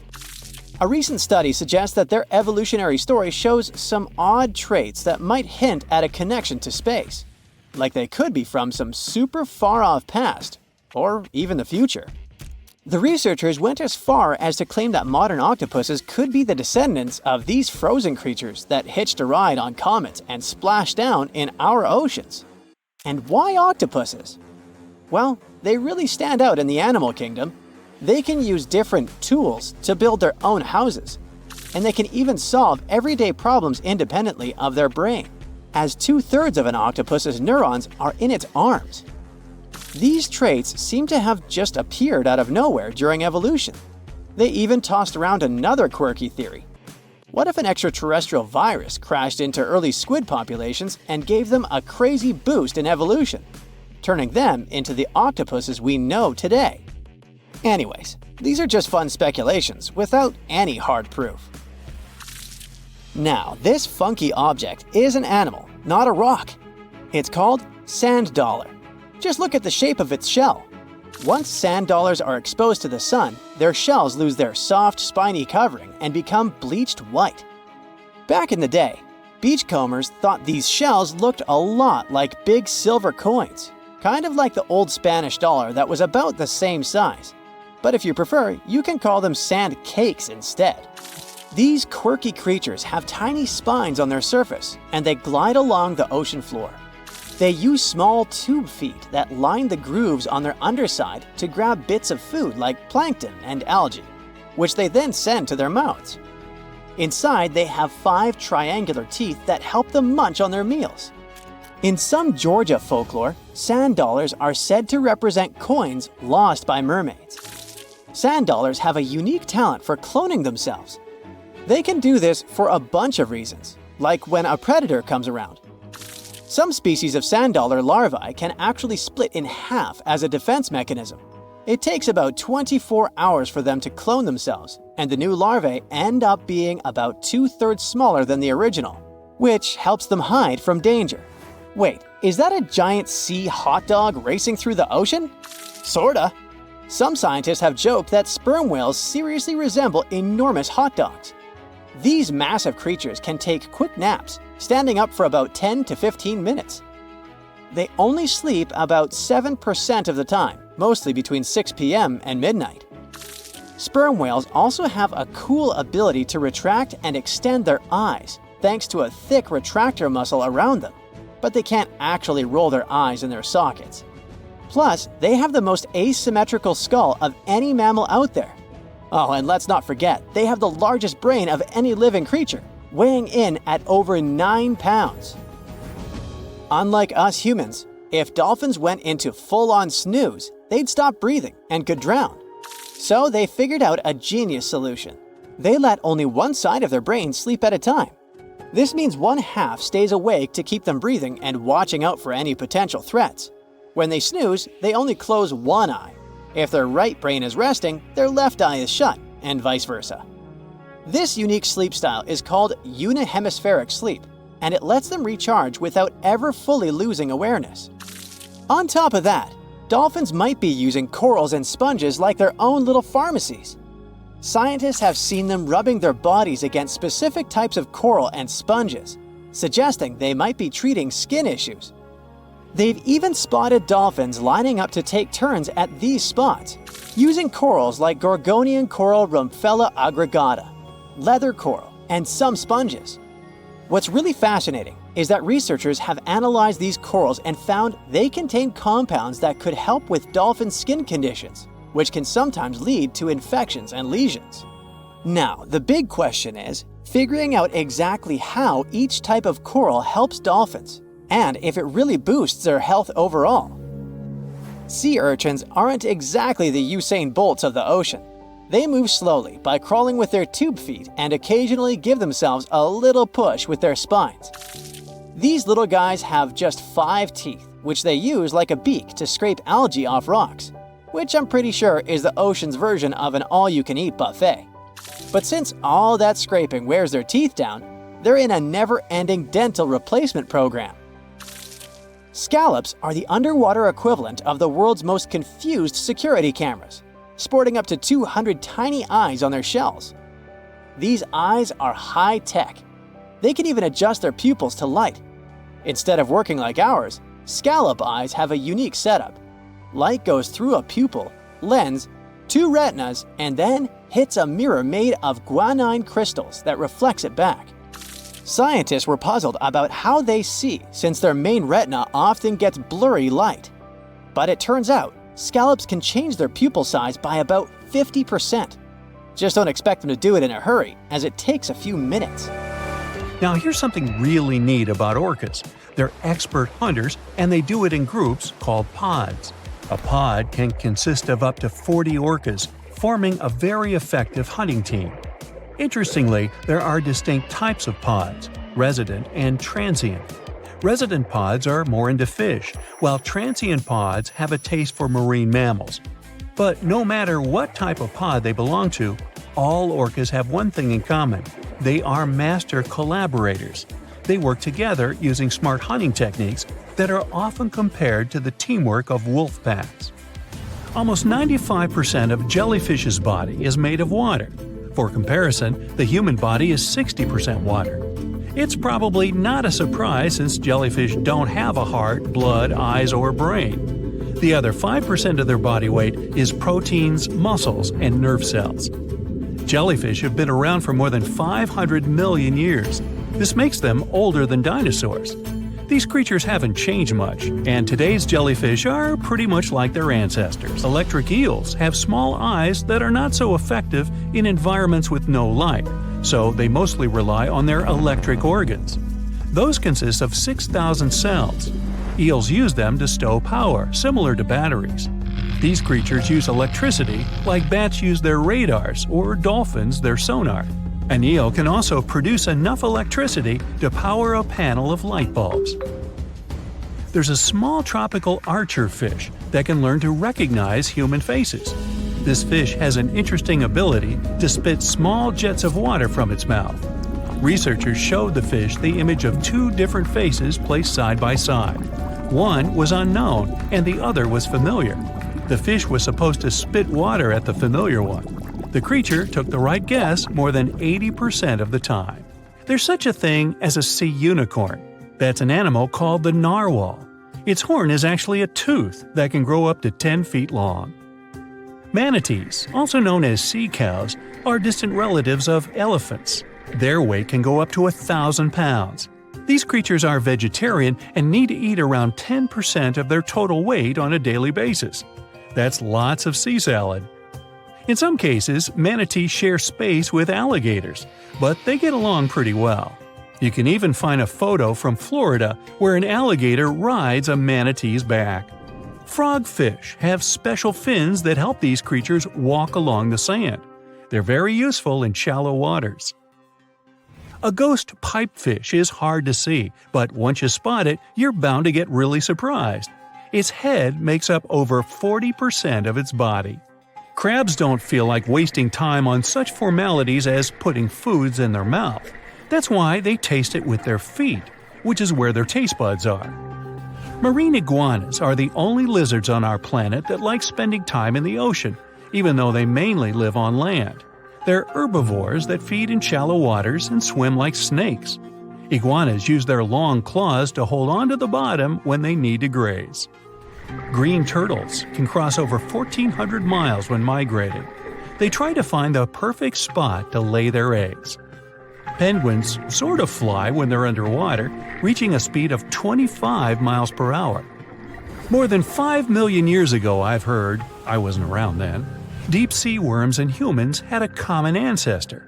So we still share 70% of our genes with these creatures, and with sea stars, squid, and octopuses. Now, octopuses are in fact incredibly old. The oldest known fossil belongs to an animal that lived almost 300 million years ago. FYI, this is before our dinosaur buddies roamed the Earth. Wait, there's more! Octopus arms have a mind of their own. That's because 2/3 of their neurons lie in their arms, not in their heads. This means that their arms can problem solve how to open a shellfish, while their owner is worried about other stuff entirely. Talk about ninja-level multitasking. Oh, and like other animals, such as chimpanzees and dolphins, octopuses have proven to be good at maneuvering tools, like picking up old shells and using them as a temporary home. Now, of course, the most intelligent animals on our planet are humans, according to humans. But we don't seem to give pigs enough credit. Pigs are so smart they can play video games. No, not Minecraft. But in a recent academic study, scientists had 4 pigs play a joystick game. They had to manipulate the stick so that the moving ball would hit the wall and then they would get a treat. All 4 pigs did great in the test, which was surprising even to the scientists. Now, pigeons also aced an impressive test. They were trained to differentiate a Picasso painting from a Monet one, which they had no trouble learning. Then they were able to apply this knowledge, identifying works of art they had not previously seen, meaning they really understood the difference between each painter. Poor things are always seen as a nuisance. Now, if we placed kangaroos in an Animal's Most Amazing Ability contest, they'd win. It's mainly because they break the 4-legged rule.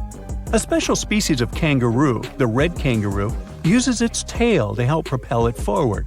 Now, visually, it has 4 limbs, but in practice, it uses 5. They're biologically built to use their tail as a 5th limb, since it's packed with articulated vertebrae and thick muscles. Of course, it had to be an Australian animal. Deep within the Sahara Desert, you'll find a little creature known as the fennec fox. This huge-eared animal adapted perfectly to survive in its hostile environment. The huge ears help them to dissipate the unbearable heat of the desert, as well as help them to hunt for underground prey. Now meet this guy. Unlike what its name might suggest, the red panda is closer to a raccoon than it is to a giant panda.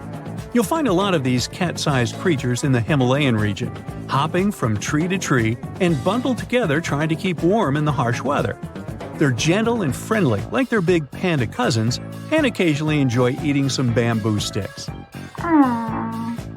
And then there are bees. Compared to humans, bees' brains are the size of pinheads, yet they are capable of astounding things. Let's say a bee is running low on energy after a long search flight. This bee desperately needs a drop of honey in order to continue flying, but smartly enough, she doesn't need to go back to the hive to recharge. She can ask a fellow beehive mate for a drop of honey directly from this other bee's stomach and continue flying. This type of decentralized system allows them to build highly effective societies, one that bees don't need to push the queues in front of the honey cells, for example. Every year in the winter, great white sharks that live along the California coastline disappear. It feels as if they take a vacation for 30 to 40 days. The animals go to a point halfway between Hawaii and Mexico. They might do it to get some food, relax, or hang out with their buddies from other areas. The spot is now called the Whale Shark Cafe. Some types of sharks, like makos, whale sharks, or white sharks, breathe in a very specific way. It requires them to swim all the time. They also need to move quickly and with their mouth open. This way, the oxygen can enter and reach their gills. Sea sponges are some of the most primitive animals. They're immobile, don't have a mouth, eyes, bones, brain, heart, lungs, or any other organ whatsoever. And still, they're alive. There's such a thing as a sea unicorn. That's an animal called the narwhal. Its horn is actually a tooth that can grow up to 10 feet long. Manatees, also known as sea cows, are distant relatives of elephants. Their weight can go up to 1,000 pounds. These creatures are vegetarian and need to eat around 10% of their total weight on a daily basis. That's lots of sea salad. In some cases, manatees share space with alligators, but they get along pretty well. You can even find a photo from Florida where an alligator rides a manatee's back.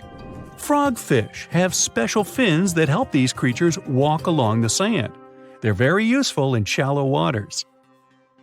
A ghost pipefish is hard to see, but once you spot it, you're bound to get really surprised. Its head makes up over 40% of its body. Crabs don't feel like wasting time on such formalities as putting foods in their mouth. That's why they taste it with their feet, which is where their taste buds are. Marine iguanas are the only lizards on our planet that like spending time in the ocean, even though they mainly live on land. They're herbivores that feed in shallow waters and swim like snakes. There's something known as the orange cat behavior, and apparently it's not just a meme.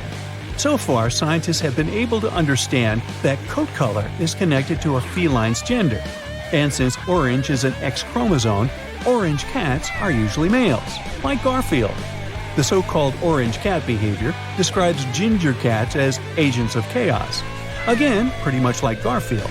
However, there haven't been any conclusive studies on whether coat color and cat behavior are truly linked. In terms of vision, mantis shrimps probably have the most psychedelic vision out of all animals. These funny-looking creatures have a whopping 16 varieties of photoreceptors, with 5 of them reserved for the ultraviolet or UV spectrum. Ultraviolet rays are really short wavelengths, which are invisible to humans. The thing science still doesn't understand is how exactly these mantis shrimp view the world around them. Sure, they can perceive a bunch of colors, but they can't necessarily distinguish all of these colors among themselves. It can be that they just see a lot of really vivid, really blurry colors, but we haven't figured out a way to check that out. Now, to say sloths are cute is an understatement. They may be one of the friendliest animals in the jungle, but there's more. If you look closely at their fur coat, you'll notice hints of green. These greeneries are actually tiny little algae that grow alongside sloths. They help sloths to camouflage better in the jungle, but they also nurture them. The little cracks inside a sloth's fur create the perfect environment for algae reproduction, and scientists have found species of algae that don't exist anywhere else in the world. They do get by with a little help from their friends. Deep within the Sahara Desert, you'll find a little creature known as the fennec fox. This huge-eared animal adapted perfectly to survive in its hostile environment. The huge ears help them to dissipate the unbearable heat of the desert, as well as help them to hunt for underground prey. That's it for today. So hey, if you pacified your curiosity, then give the video a like and share it with your friends. Or if you want more, just click on these videos and stay on the bright side.